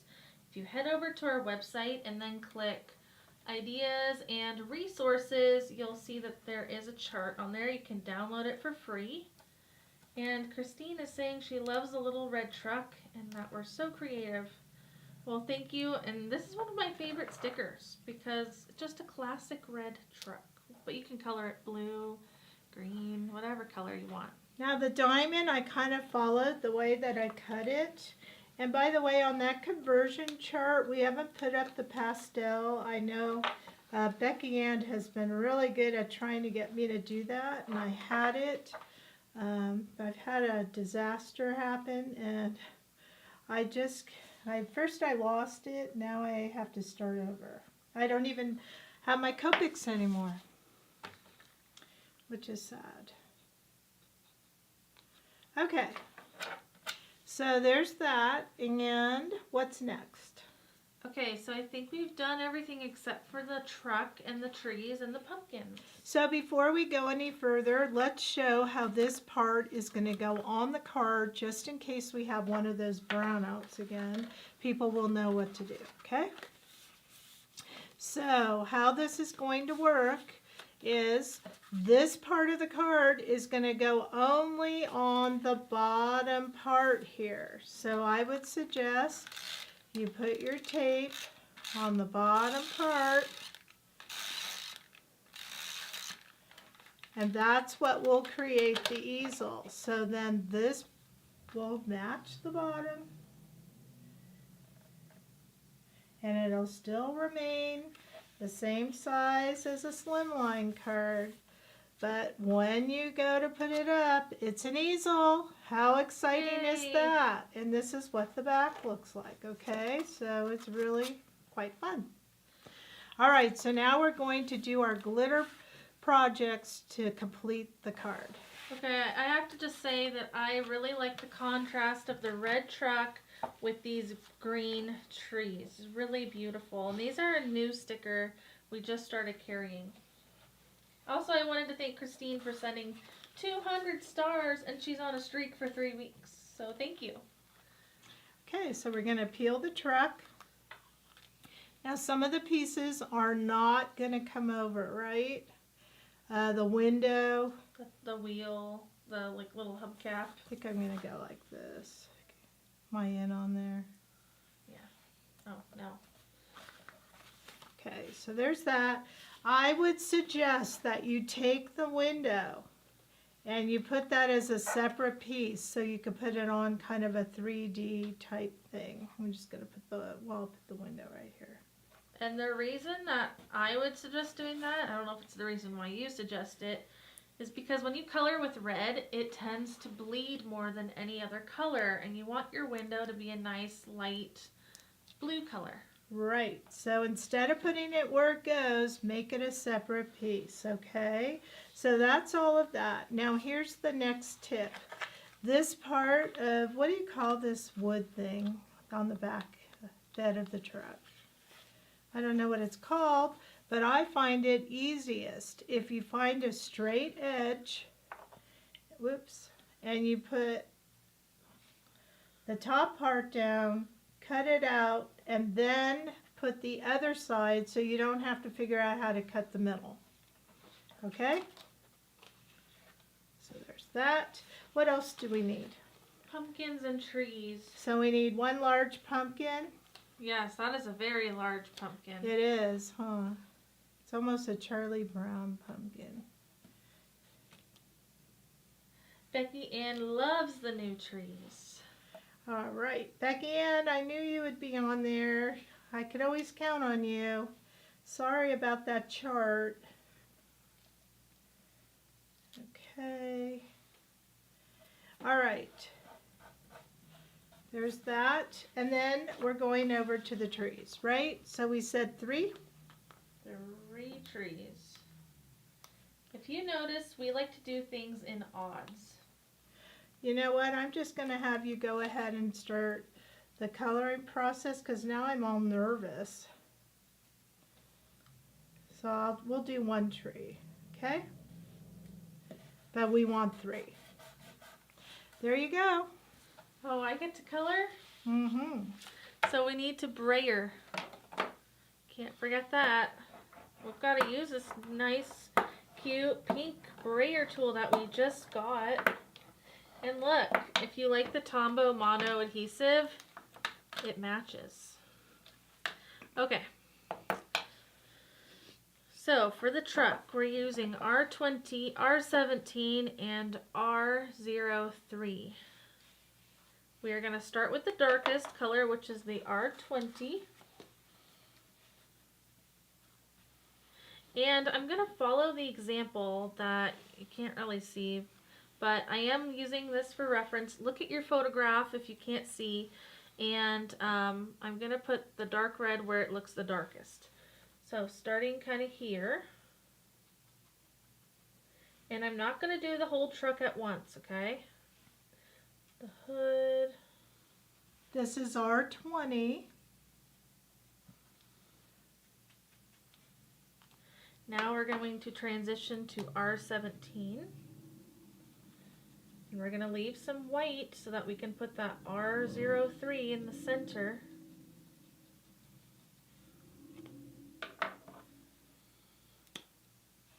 And here's that R03. Now, when you color with R03, it looks like a pinkish color, but we really need that light red to look like a highlight, so it just works perfectly. Beautiful. Next section, we're going to do the same process.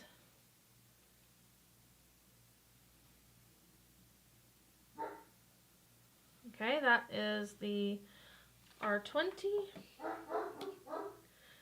Now on to R17.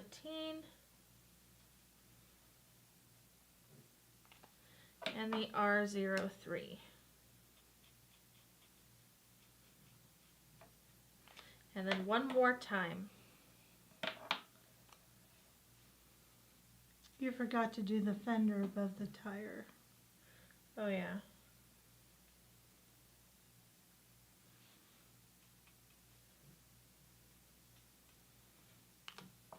R17. Now if you don't have the 3 reds, you could be using 2 reds, but I think you'll find that adding that dark red adds more contrast and it just looks so stunning. Okay, so there's our red. And next we're going to work on that. And that. And that. Mm-hmm. So this is dark CG06. Dark gray.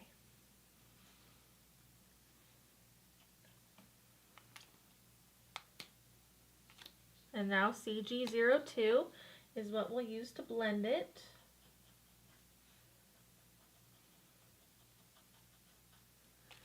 And then the tires, or the wheels. So I'm just putting a little bit of that CG06 on one side of the circle and then blending it out like that.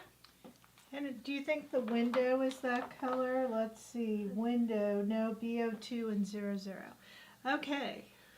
All right, so for the window, BO2 and 00, we're going to use a little bit of BO2 because although it's a light blue, it's still a little bit too dark for what we want it to look like. But just use a little tiny bit.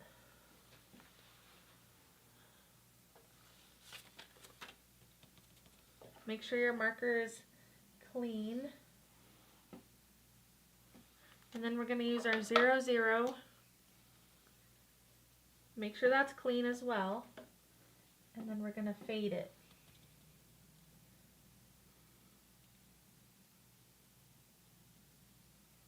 So we want it to look like it's a blue, light blue tint.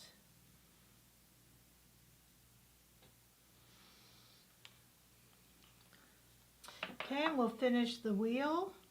This is just number 100. We're going to do solid black on the tires.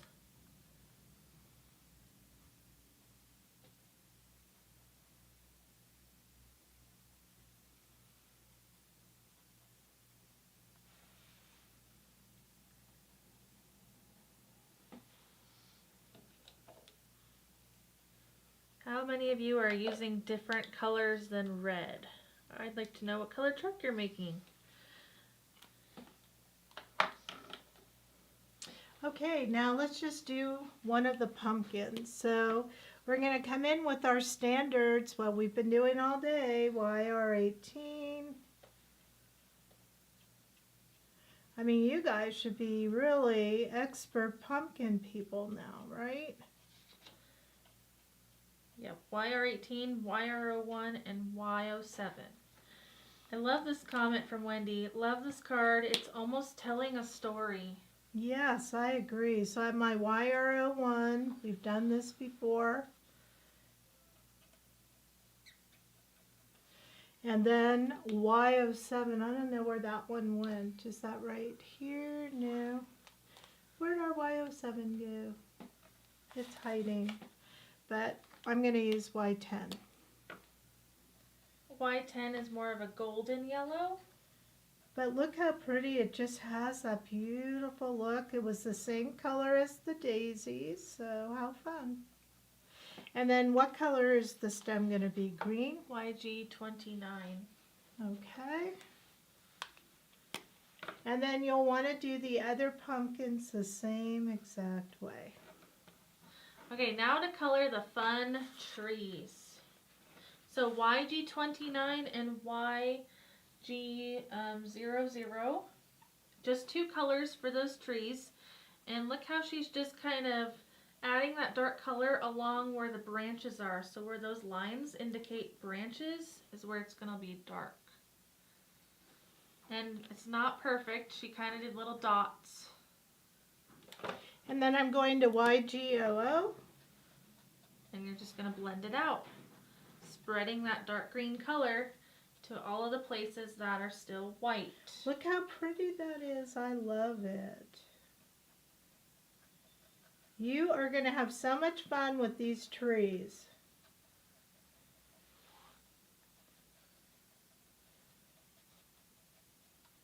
Tony's going to use this as a fall decoration in her house. Oh, I love that because it's so cute. Okay, now what color was the branch? You mean the trunk? It doesn't say, so we'll make our own color. E28. Oh, wood. Oh, E28 and E40, but I think that meant for the wood on the truck. Yeah, this one right here. Again, another combination we've been using all day long. So E28, E40.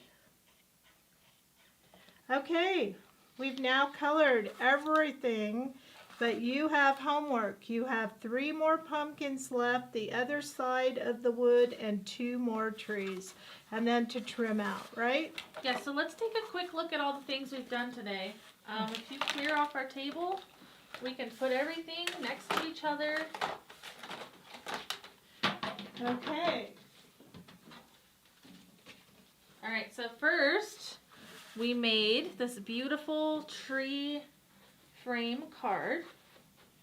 Trying to zoom out for us a little bit. And let's see. It's frozen a little bit. Just waiting for it to correct itself. Come on. Okay, we may not be able to show you all of these projects. We're trying. You know you can hear me. There we go. Okay, so first we made this beautiful tree frame card. And then we made these wonderful magnets here. The third project we did was The button. yes, the little acrylic button card. And these 3 are offered as kits, right? Yes. And then we made this thank you card, the witch goodie bag, the fancy fold slimline, and the easel. Look at all these wonderful projects we made today.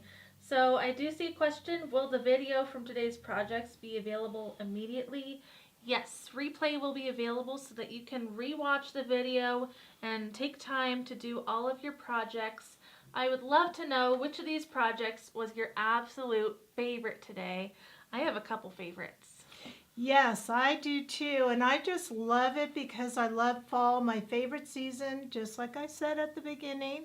And guess what? The next Krazy Krafter box will be during the Black Friday weekend. So you're going to want to look out in the middle of October for that special purchase because we sell out each and every time. And how fun would it be to do this Krazy Krafter box not only with us, but with some of your friends and family. So the theme of that one is always gift giving, if I remember. So holiday gift giving. Holiday gift giving, and we are going to have a few ornaments in there, and then we'll have gift giving things as well. So thank you for joining us today. I just want to repeat one more time. We did have a few individual kits from this box put on the website. They're available while quantities last. And you can find them on our website, krazycreations.us, in the category called New Products. And I also wanted to let you know, in case you wanted to do another class with us, we just put a master class on the website called Gift Card Holder Greeting Cards. So go check that out because it will also be a live video. Absolutely, but that video will only be seen for those people who buy the kit. It's a private video. Yes, so thank you so much again for joining us for the Krazy Krafter Box Fall Edition. I hope you had so much fun. Don't forget to give us those thumbs ups, those hearts, and if you're not subscribed to our YouTube channel, why not? What are you waiting for? Yes. Join us on YouTube. We will see you next time. Happy crafting, and we could hardly wait to see you post all your projects on our Facebook group, Krazy Crafting Groupies. Crafting Groupies. Yes. We'll see you All right. very soon. I'm Jackie. I'm Kara. Bye-bye now.